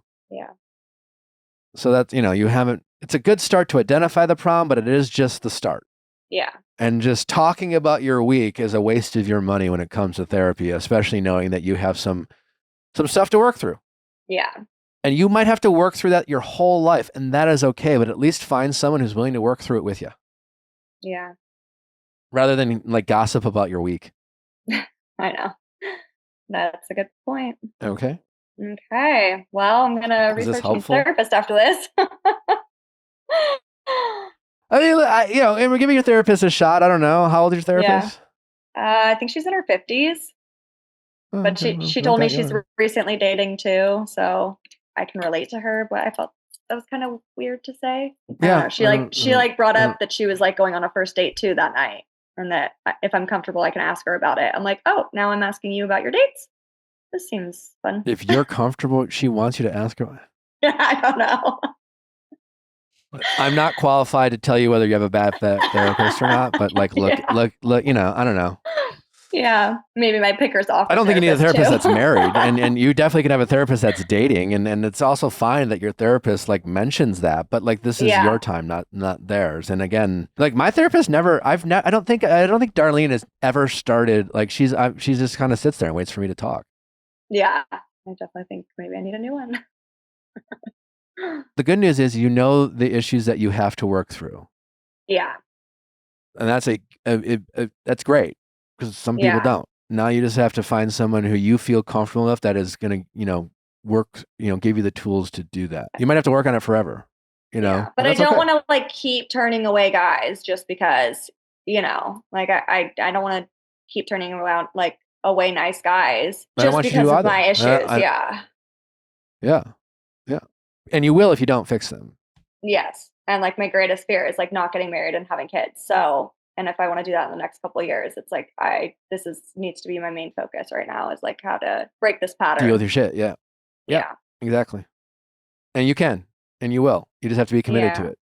Yeah. And maybe just open up to this guy about like, hey, I'm just gonna be honest. This is something I struggle with, you know, and I need to work through it. And if, you know, I mean, to me, it sounds like you're honestly not in a position to be in a committed relationship right now. And I'm not saying you need to break up with this guy, but you know, you have some work to do for sure. That's like, I've thought about like taking breaks, but it's like, then I feel the pressure of if I take a break, then it's like prolonging me getting married and having kids and finding my husband. The longer I take breaks from dating. Well, I mean, that's just a matter of perspective. You could get married tomorrow. You could decide to be reckless and say, fuck it. And honestly, if you don't deal with your issues, that's eventually probably what you'll do. You'll panic about where you are in life. You'll decide that you like need to be married and have kids. You'll marry the wrong guy, get knocked up by him, get married, and then, you know, be 40 and divorced. Yeah. So like you can either deal with this shit now. And honestly, like you find the right person or commit, you know, and maybe it's your therapist. I don't want to be telling people to fire therapists all the time, but you should know that, you know, again, if you know the problem, check in with yourself, you know, like you can probably make some real progress pretty fast. And again, you're not going to be a finished product, but like you can make some significant progress pretty quickly, where you can at least like, again, having that therapist that you can like download your dates with. And now not to gossip, but it's more like processing your emotions. Like you need to like think about how you felt on these dates after the dates, not in real time. Think about some of the things they said to you, you know, and then play it back with your therapist, and so that you can figure out together what are green and red flags, what are questions you should be asking, you know, emotions that you're feeling. So then you can identify, is this an emotion that's coming from your subconscious that's more of an attachment issue that's making you push something good away? Yeah. Or are you allowing something bad into your life and not like reading the signals because you just want something, and it's you're familiar with this toxic feeling that you became familiar with as a child because of your father and yada yada, and you know. Yeah, no, I definitely think it's that. I think that drives it. Like the stress of just like finding the person is like really, and the timeline of everything. Just yeah, for sure. All right. Okay. Well, keep us posted. Thank you. We'd love some updates. Listen, the good news is you're aware of it. Yeah. You got a lot of potential. All of your hopes and dreams that you want for yourself are very much still in play. Okay. That's helpful to hear. All right. Okay. And honestly, dating a homicide cop is kind of hot. Yeah, that's what I'm leaning into. Like everyone's leaning into. Everyone's like really encouraging me to date him because of his job. Well, there are I think some risk with it too. So yeah. The fact that he is so invested in you, knowing that you have the issues that you have, is definitely a bit of a red flag for him. Like, why is he attracted to this type of behavior? I'm curious about his ex-wife. Yeah. You know, or his ex-fiance. Yeah, wouldn't shock me if she shares in some of the behaviors that you share. Probably. I think he definitely dated avoidant, attached people. Oh, he's a cop, so, you know, he probably has that fixer mentality. So there's that. Definitely. All right. Well, the good news is you're not alone. We're all a little fucked up. So you just have to decide whether you want to do something about it, okay? Okay, sounds good. Thank you so much. I appreciate you taking the time. Thank you. All right, take care. Okay, bye. All right, bye-bye. Helix Sleep, we love it. We don't ever shut up about it, and we never will. Currently in New York right now, recording, and I'll tell you what we don't have is a Helix mattress. And it's really. And I'll tell you what we do need: a Helix mattress. I'll tell you what Natalie did last night, complained about not having a Helix mattress. So wherever you are, if you're shopping for a mattress, look no further than Helix Sleep. They have the most comfortable mattresses. Natalie and I have been sleeping on the Moonlight mattress for 4 years now. The Helix Plus is a mattress designed for big and tall sleepers, and the Helix Kids mattress are designed for growing bodies, and they're endorsed by child sleep experts. If you don't want to take our word for it, you can take a 100-night trial and a 10 to 15-year warranty to try out your Helix mattress for yourself. Seriously, just trust us. Get a Helix mattress. It should be more expensive than they are. For a mattress this comfortable, you should be paying way more than Helix charges you. It's such a bargain.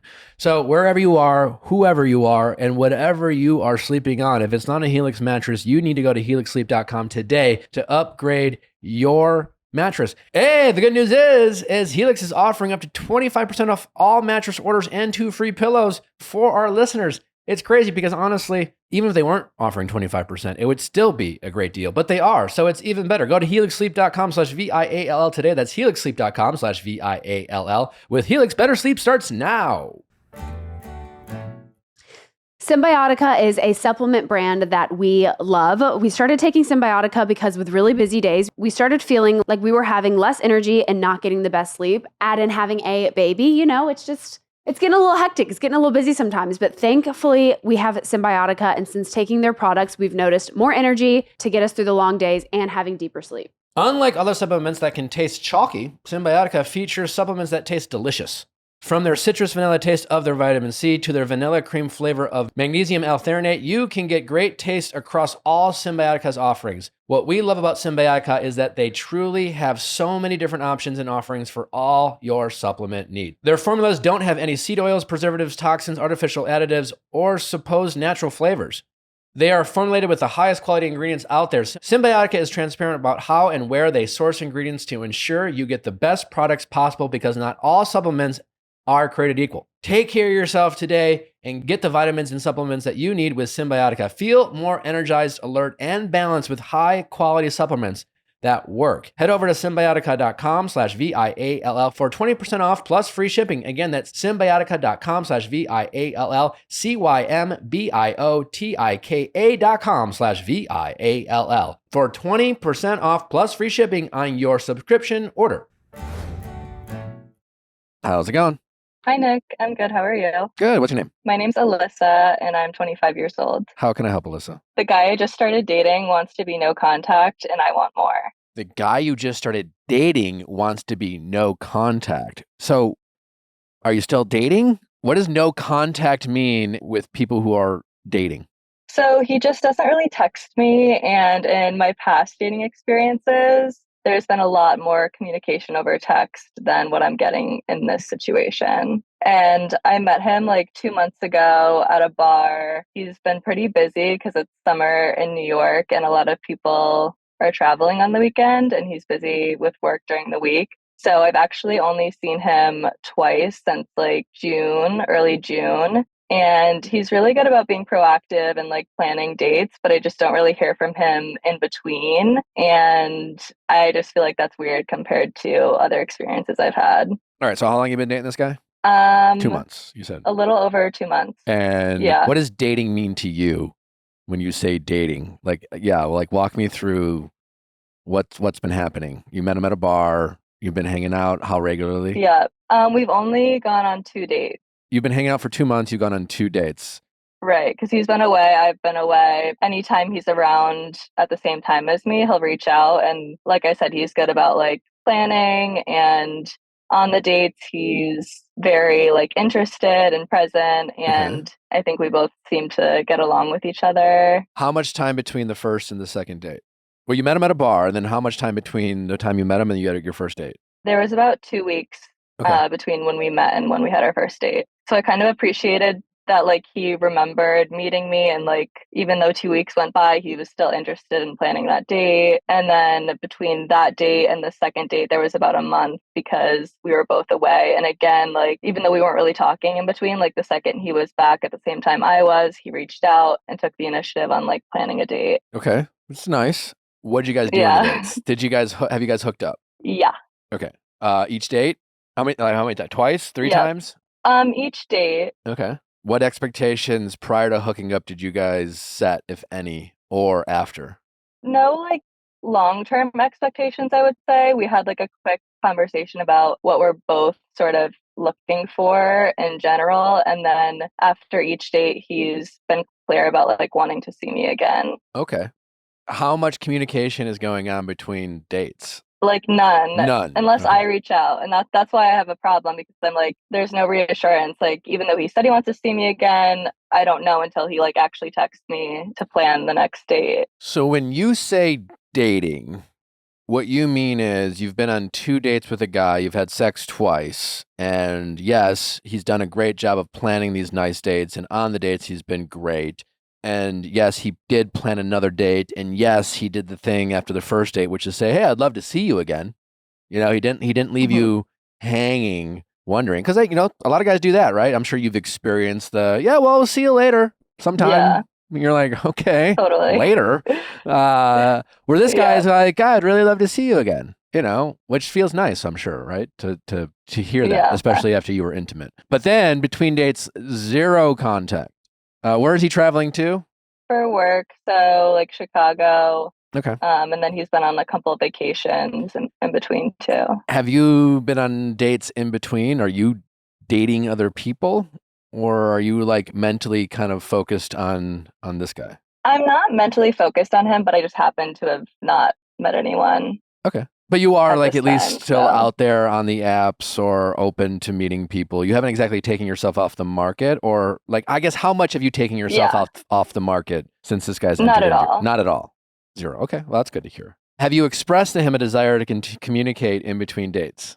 Not yet. I feel like I struggle with coming across too intense, and I also just don't know like what I'm entitled to at such an early stage of dating. Like I sort of go back and forth between like wanting to text him and show him that like that's what I am interested in doing, but then also like following his lead a little bit and not coming across like too interested. You don't want to come across as too interested? I guess like when I'm not getting that back, you know what I mean? Like sometimes it's hard to be the person who like takes the lead. I have in this case, like I've texted him in between when we haven't seen each other, and he'll like engage in a meaningful conversation, but I'm always like the first and the last person to text until like the next date.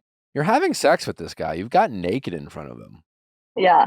I think you're entitled to anything you want. Yeah. That's sort of how I feel. Yeah. Which is why I've reached out. Okay, let's go back to that. Let's rewind a bit. You say you're worried about coming across too intense. Why? What do you mean, and why? I'm being a little rhetorical here, but just play along with me. I feel like in the past I've been told that I'm a little bit intense, like in this early dating stage. By whom? And give me the situations. Who have told you this, and what were those situations? Guys that I was dating in the past, and one in particular who I know he had never been in a relationship before, and so I was like, "Have you ever been in love?" And he was like, "No," and I'm kind of like scared of like talking about my emotions, and so I was kind of like trying to get him to open up because I'm comfortable with that. Like I'll do that on a date. It was like our 3rd or 4th date at that point, and we were also hooking up too. So like we felt like we knew each other pretty well, and I was trying to get a feel for like what we could be, if anything, and if he was ready for that. And he was like, "You know, you're kind of like intense." And I was like, "Yeah, maybe I am, and I'm okay with that generally, but." Well, I hate that for you. I don't think you're intense. I mean, I don't know you. I just started talking to you. Maybe you're crazy as fuck and super intense. But from what you're telling me, I don't think I'm intense in a bad way. well, I don't. Well, everything you've told me now doesn't describe an intense person. What I'm just basing on what I'm hearing, right? And again, maybe you're leaving things out. But you asking somewhat meaningful or serious questions around like wanting to get to know someone, have a desire to have someone open up after you've had sex isn't intense or crazy. And I'm a reluctant you use the word gaslight here just because it's the phrase everyone loves to use, but like it's giving how people want to use the word gaslight. I need to just surrender to the fact that this is how people use the word.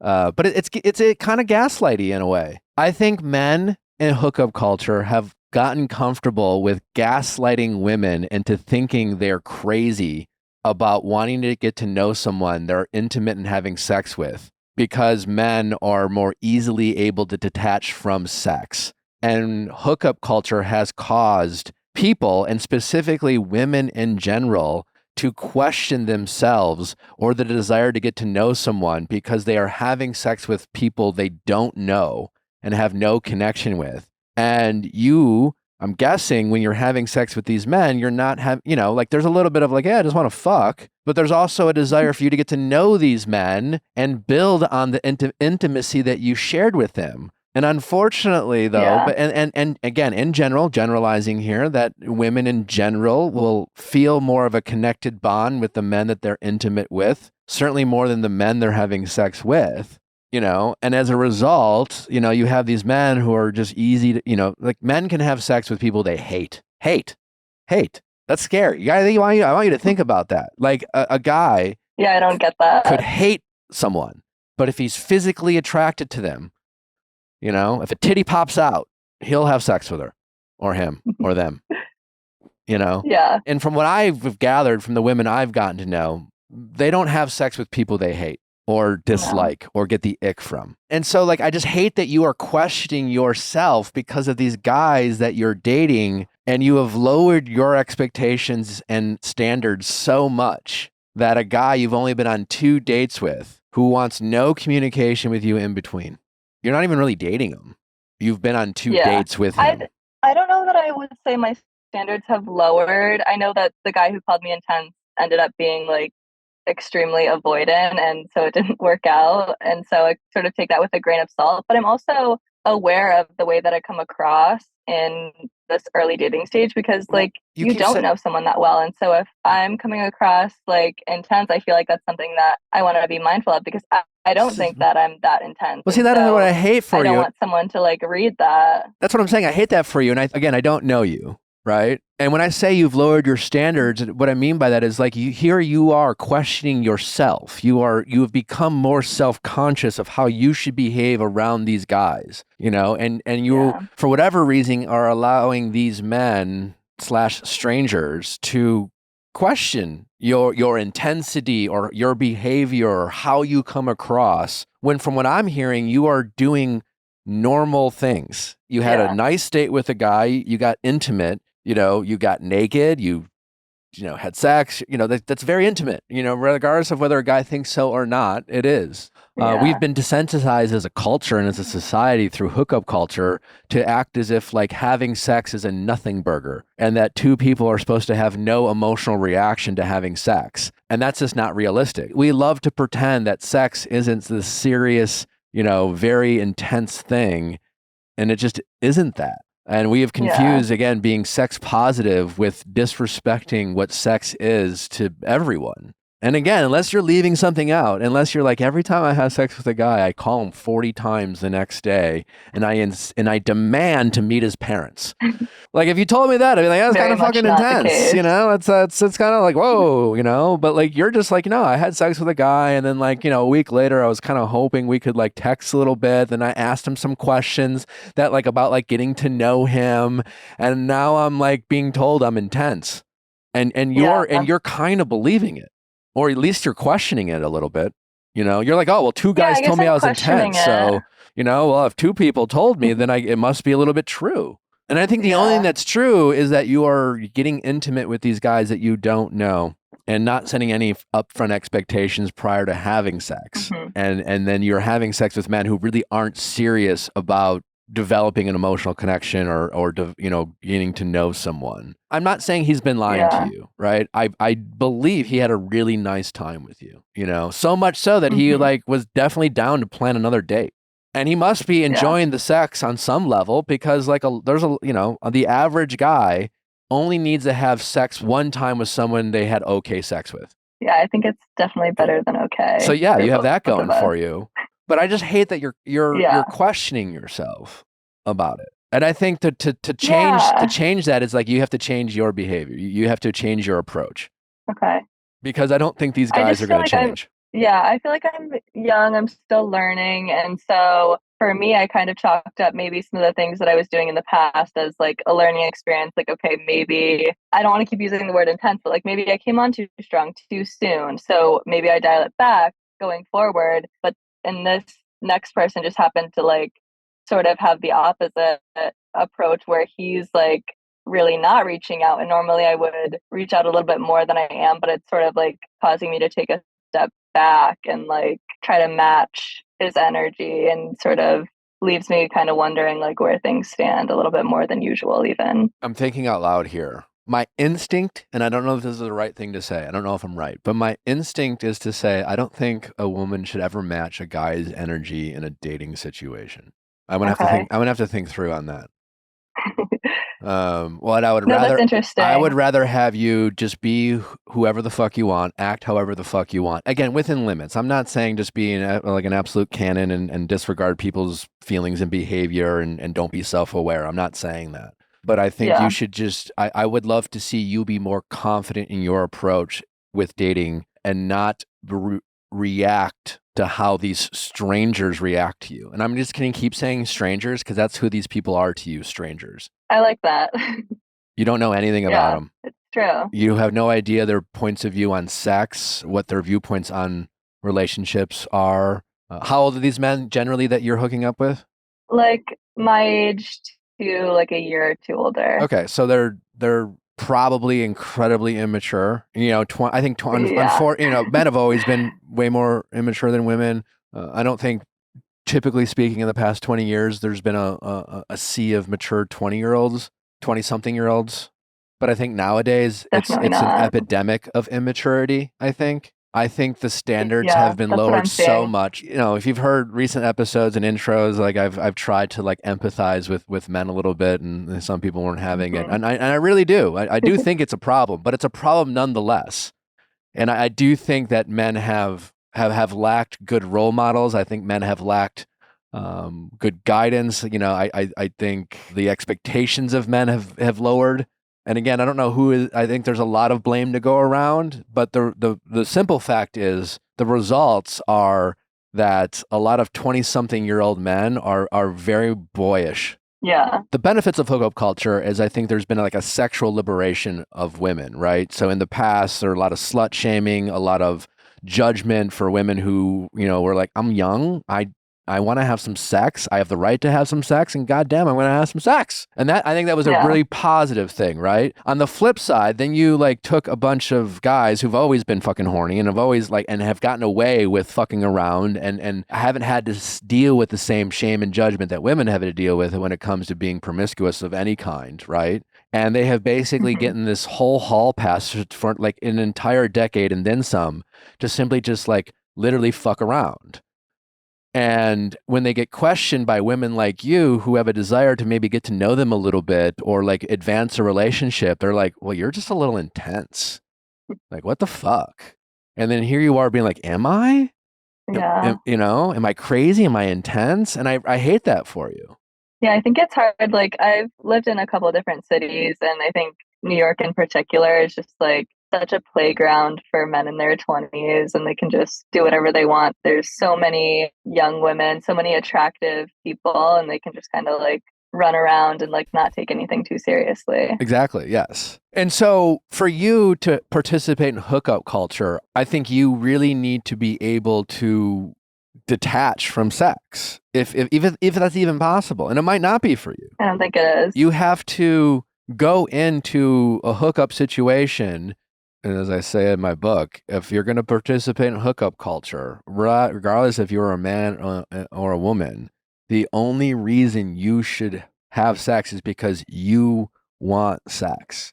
That's it. And you should want the sex, and you should tell yourself before you hook up with a stranger. And a stranger to me is like anyone that you've like haven't known for at least a month, essentially. I mean, and to me, I'm being like conservative, you know. But if you're gonna hook up with someone that you've been on like less than 5 dates with, and even then, I think they're kind of strangers, but certainly less than 5 dates with, then you should tell yourself, I want to have sex, I want to get laid, and I have zero expectations of what I'm going to get from them after we have sex. Mm-hmm. And this sex is meaningless. Even if I try to tell myself that, I don't know, I always wind up thinking that I like them more than I do. Maybe because you're a human being, and it's natural. Yeah. And sex is, despite hookup culture diluting what sex means to people, is a meaningful thing.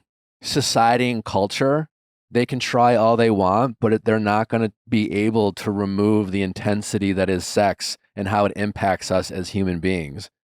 And as a woman, again, I don't want to generalize, but generally speaking, women respond very differently to men than sex, and they do bond, and I think that's great. And I don't want people to lose that. And so, I guess like, have you considered just not hooking up with them early on, even if you wanted to, or just having a fuck buddy? Like, have that one guy who like you definitely do not want to date, and just have some regular sex, or that there's some comfort and you feel safe around, or I mean, this is kind of like hooking up in early dating is like newer for me. I used to wait like months and like really get to know people. Yeah. How'd that go? I don't know. It was kind of, I wasn't having sex for like years because people that I actually liked enough were fewer and more far between. I think that was also before I moved to New York. Yeah. And I also think it was somewhat influenced by like exes that I've had, and like slut shaming and like internalizing things that people have said to me in the past related to that, and not wanting to be a slut. So like thinking that I should be waiting a certain amount of time before hooking up with someone. It's good that I've gotten over that, right? So like that's a positive. But maybe I don't know, maybe I'm still sort of figuring out the balance. If you want to have sex 5 times a day, I say go fucking have sex 5 times a day with 5 different people. I don't give a fuck. I don't think you deserve any labels other than like someone who enjoys having sex. But I think you just have to ask yourself and be honest with yourself of how sex impacts you, And I think it's about respecting yourself more than giving a fuck what people say. Yeah, I agree. And so, because right now it's like you're putting yourself in these situations that is causing you to overvalue the opinions of strangers. And it's making you question yourself, and it's making you question your judgment and your instincts. And that's like the worst thing to feel, like, especially at any age. And I hate that for you. Sex is not a way to get to know someone. And I think that's one of the biggest misconceptions when it comes to hookup culture, is that we act like, well, we need to have sex to get to know this person. No, you don't. Sure, if you want to sit there and say, maybe you should have sex with someone before you get engaged or married, sure. Okay, if you watch The Bachelor, there's always like this big debate of like, fantasy suites and the potential that the lead has sex with multiple people, and the obvious response is like, well, I mean, shit, like they're gonna get engaged since you kind of like have to. It's because like, what are you supposed to do? And I honestly don't even think that. It's just like, when you have sexual chemistry with someone.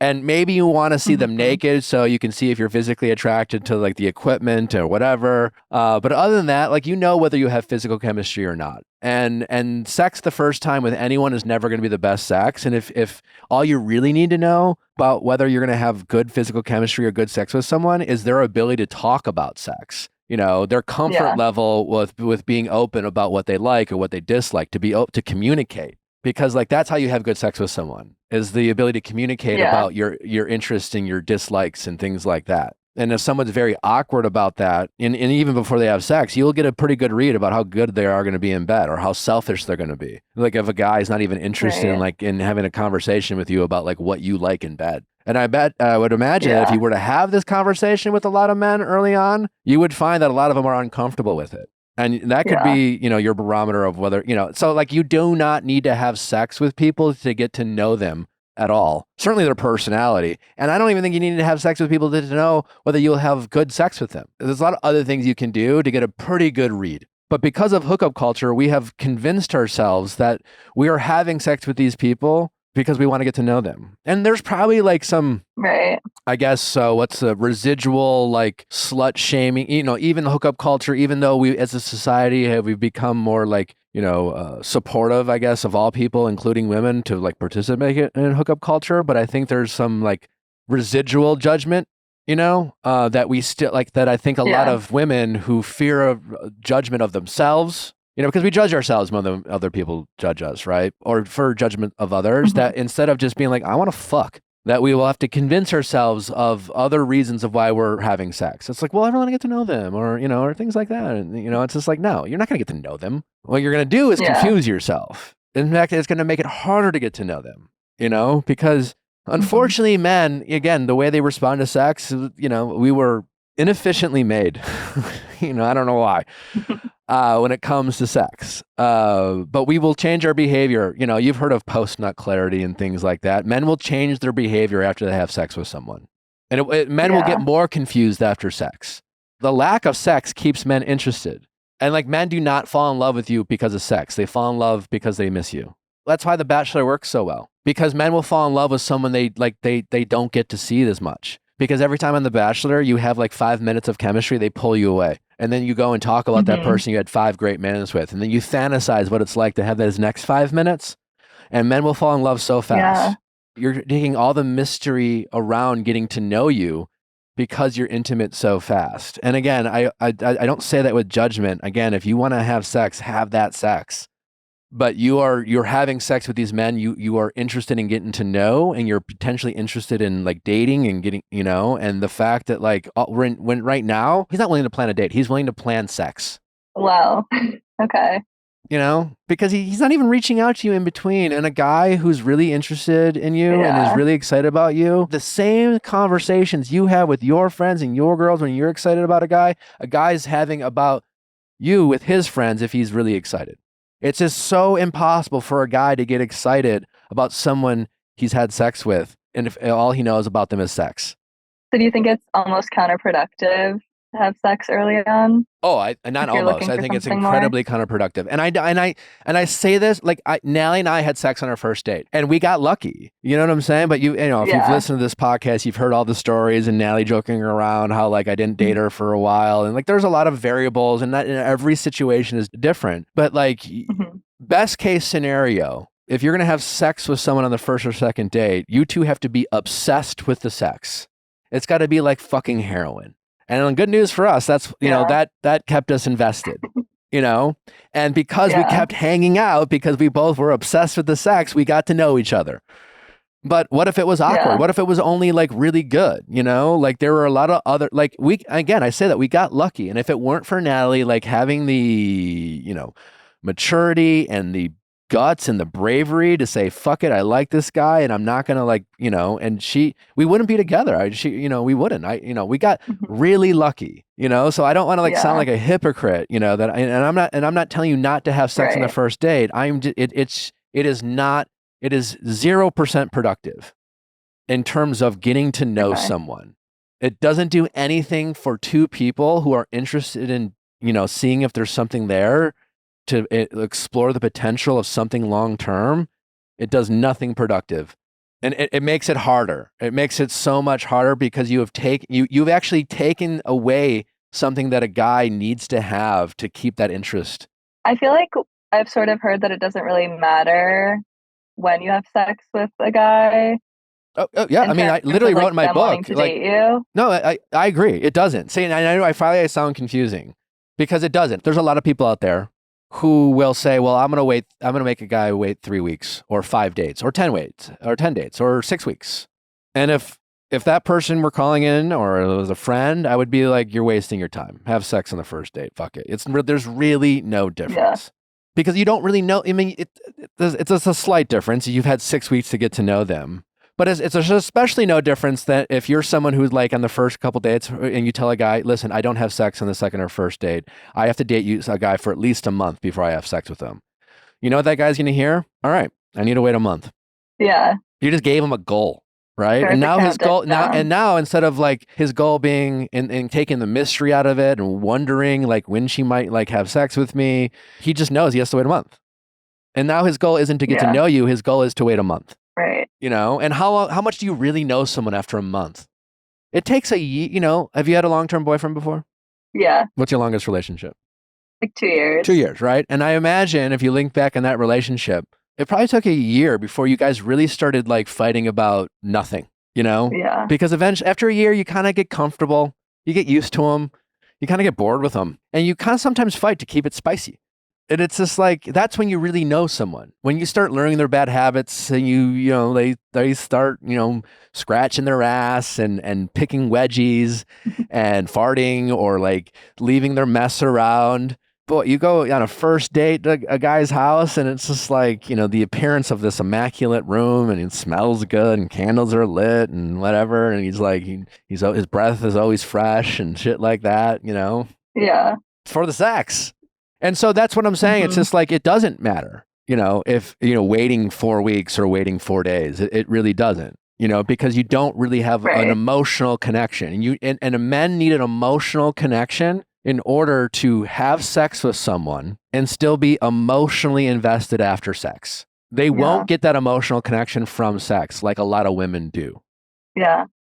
It's just like, there's such a disconnect. So it's almost hard to like, not only remember that that's the case, but also just like have that in the back of your head when you're making these decisions. But I definitely don't regret doing it. Like, even knowing that, like, I definitely wanted to at the time. And I think like either way, if it doesn't work out, we had fun, you know? Yeah, listen, I love that you don't regret it, especially since it didn't work out. Yeah. What I want for you, and my only really hope for you getting off this call, is to just be confident in your choices when it comes to sex and dating and be aware of how sex impacts you and how sex will impact the average guy that you date. So that if you decide to have sex with a guy early on, you won't allow that guy to then make you feel bad about your choice or question your behavior. You know, like I would want you going in fully self-aware. Like, okay, you go on a date with a guy, right? You have a great time. You're feeling horny that night. You're like, fuck it. I want to get laid. He's super hot. I don't know where this is going to go, but I want to fuck tonight. And you decide to have some sex. And you know full well that he's not going to respond to that sex the same way you're going to. But you're like, I don't give a fuck. I want to have sex. You just say yes to the moment. You go for it. I want you after the fact to be able to at least have a conversation with yourself and just be like, all right, well, I don't know who he is, and maybe he's not the average guy, but I know that whatever feelings I'm feeling emotionally right now, he's almost certainly not feeling the same. Yeah. And so if I decide to want to get to know him and ask him some questions, he's going to probably be a little guarded. And so if he responds like some other guys have responded to me in the past and say things like, oh, you're a little intense, you either A, completely dismiss it, or almost kind of in a condescending, joking way, be like, no, I'm not, but like you know, like I would love for you to figure out like a fun, good response to a guy where it's just like you're talking to a 12-year-old where it's just like, well, you just don't know better. Like, actually, no, I'm not. You just like, you desensitize yourself from sex, but like, that's fine. Like, listen, it's not that I'm intense. You're just like completely disinterested in getting to know anyone. And that's fine. I kind of knew that going in, but like, I'm not intense. But like, I do have my answer about where you stand. And I want you to stop letting these strangers second guess who you are as a person, because the right guy is not going to think you're intense at all. And the guy who's really interested in getting to know you is going to be thrilled. I mean, honestly, you know, and like, I don't want you to worry about matching some guy's energy you had sex with who you don't know. I want a guy worried about matching your energy. I want him being confused about your behavior. Me too. But but it's reassuring to know that I'm not like doing too much. No, you're not doing enough. And by not enough, I mean, I want you to go a step further and being like, all all right, he planned a date. Great. We had some sex, but like, I haven't heard from this guy in 3 or 4 days. So I clearly know where he stands. And where he stands was he wants to have sex. And even if he told me he wants to see me again, or even if he planned a date 3 weeks from now, that's great. And, maybe I'll go on a date with him and maybe I'll have sex with him again. But I know in this moment, he's not interested in getting to know me. Yeah. And the only way to get a guy to change course is to stop saying no to the very convenient sex that he's been getting. And then he'll have to ask himself, do I want to get to know this person or not? Yeah. Yeah. So, I think that's helpful. So you're saying to get him to sort of commit a little bit more, like I sort of have to take the sex away. But is that like manipulative? Is that sure. I don't know. Like, am I then like not being, if I want to have sex too, like then am I just like denying myself something that I want to do? I don't think it's manipulative. No. Is it manipulative to say, listen, we're just not on the same page, and honestly, like, it was good sex, but like, I am interested in getting to know you and you're not. So like, to be honest, I don't think I'm intense, but I do know that I'm going to I'm probably gonna be more interested in like, if you want to have, like, you get one freebie, but if you want recurring sex with me, you got to put in some effort in between the sex. And you have to at least make me feel like you're interested in getting to know me. And if you're not interested to do that, that's totally fine. We had no expectations prior to having sex. So like, no judgment. It's all chill. It's all cool. But like, you don't need to like take me out to dinner just to have sex. Like, let's call a spade a spade. And as far as denying yourself, again, like if you want to hook up in hookup culture, go have sex, have as much sex as you want. But you have to be more honest with yourself about how you're going to feel afterwards. And you have to be more realistic about how these men are going to respond as well. That's true. I think that helps though. Like it was something that I wanted to bring up if I did see him again. And I think that you framed it perfectly where it's just like, I'm not asking for too much, but this is what I want. If you want to keep seeing me, like, I can't just keep agreeing to dates that we end up hooking up on and sort of trying to like keep the cool, like chill girl vibe by not chill expressing what I'm looking for. Chill girl, by how you are saying chill girl, has never gotten a man. Okay. When I think chill, when I say chill, I want you to do that by being calm. See, there's a being chill and calm. And like, I never want you to not say exactly how you feel to a guy. If you're thinking it, I want you to express it. But when you do express it, I want you to say it in the most like, I don't give a fuck how you respond to what I'm saying manner. And that's how you fuck with a guy's head.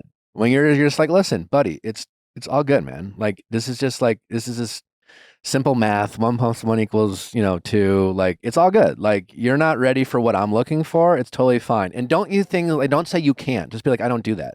I don't do that. You won't do that. You're capable. Yeah, of course you could have sex with them. Don't act like you're a victim to his, like, I don't want you to be like, well, if I have sex with you, it's going to fuck me up and blah, blah, blah. Don't say shit like that. Just like just be like, I just don't. You get one freebie with me, but if you're not willing to give me more, then I'm just not interested in like dinner for sex. Yeah. But like these guys feel like this guy, he's figured out that like to not be called a fuckboy or to have these women who I'm going to have sex with think that I'm better than the average guy. All I have to do is plan a date, and then I just have to be present. Yeah. And then she'll have sex with me and think I'm a pretty swell guy.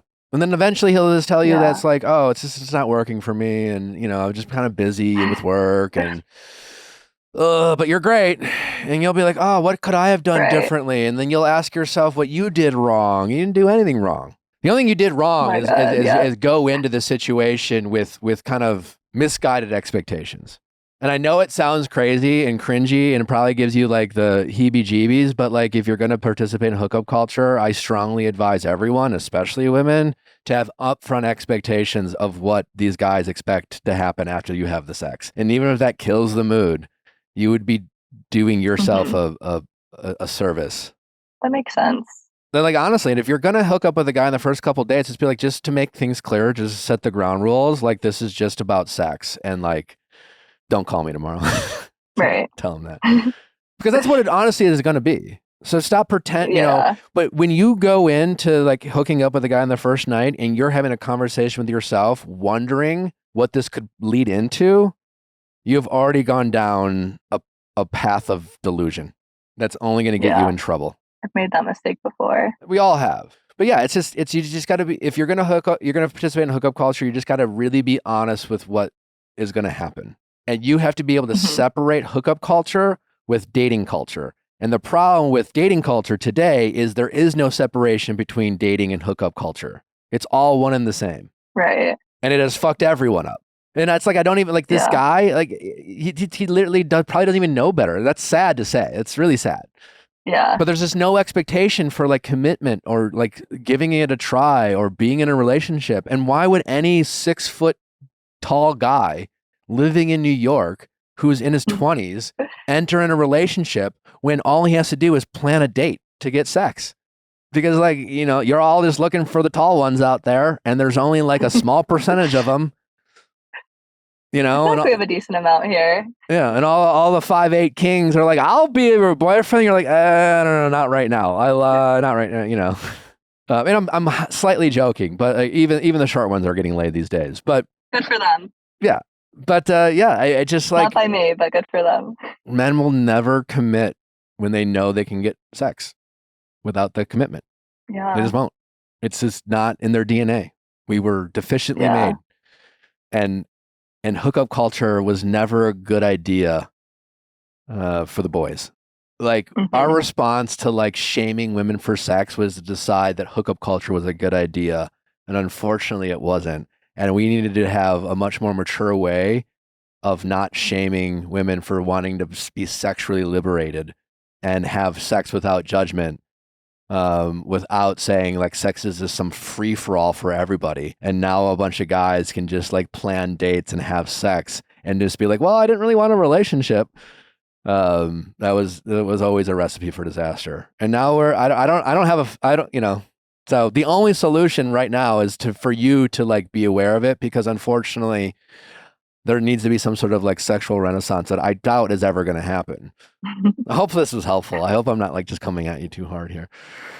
No, it's super helpful. I think it's things that we've all heard before, but it's just like a helpful reminder because there are so many mixed messages these days with hookup culture, and towing the line between like embracing that and doing what you want, but also knowing if what you want long term is a relationship, then you might have to take some of these things into account, like you're saying. So it is helpful. You just have to know that if you're going to hook up with someone early on, that you immediately put the chances of it becoming a relationship at a disservice. You've made it harder, not easier. And not impossible. Yeah. Definitely can happen with us. So it's not impossible, but it does make it harder. And we are acting like that's not the case. Yeah, it's true. Yeah, if you have a good first date, I would probably not. If I were you, I'd probably stop having sex with them. Yeah, if it's a good first date, which is almost counterintuitive, right? Like if it's a good first date, you're like, oh, I want to keep hanging out with this person. Like I'm feeling the sparks. Let's see where else this goes. But like, it's almost kind of like a novel idea, as crazy as it is. And this is a crazy idea. And I don't even know if it's a good idea. I'm just going to say it out loud. But kind of like, you know how I joked about how like men can have sex with people they hate? Yeah. Like imagine you're on a date with a guy. You match him on the app and you think he's hot, right? I bet this has happened to you. You go on a date with a guy, you think physically he's hot, and then he opens up his mouth and you're just like, I can't even with this guy. I don't know. Ick, whatever, or he's a jerk or whatever. Honestly, if you're horny and you want to get laid, that's the guy you should have sex with because you already know you don't like him. And think of how many guys think of how many guys you've liked or had an interest in and thought, oh, maybe there's something there that you hooked up with early on and you didn't, and, and then nothing happened anyways. At the end of the day, you're just having sex with a stranger. So make it easier on yourself. It's almost like you have to well, I know I'm not going to like this guy and I know I just want to get laid. So if you could go into hookup culture knowing that if I'm going to have sex with this guy, it's almost going to eliminate the chances we end up together unless a miracle happens. Right. So I'm better off. I'm cut out for that, but I like it in theory. Yeah, I get it. It's not how y'all were wired. You're better made than that in so many ways. But yeah, I just want you to know going in, because clearly you have invested a lot of emotional energy asking yourself questions and questioning yourself and your self-worth or how you've acted around these guys. And it's been a waste of your energy and it's not fair to you or your emotions and your heart and things like that. And you're just wasting your energy. Yeah, it's true. It's a good way to look at it. All right. Well, thank you so much. This was really helpful. Well, I'm glad it was helpful. Keep us posted. Like, I'd love to know if you've done anything with the information we shared or if you've changed your approach. If nothing else, try to change your approach a little bit and see what happens. You know, whatever that approach is, just change it up and see if you get a different response or you just feel better. And at the end of the day, like I said before, all I really want for you is to go, if you're going to hook up in hookup culture, I want you to do it with more self-awareness and more confidence and offer less confusion. And you can do that all on your own. I love it. Okay? Sounds good. All right, take care. Thanks, Nick. All right, bye-bye. Bye. Thanks for listening, guys. Don't forget to send in those questions at asknick@theviallfiles.com. We'll see you tomorrow. It's a big week. Let's go. Bye.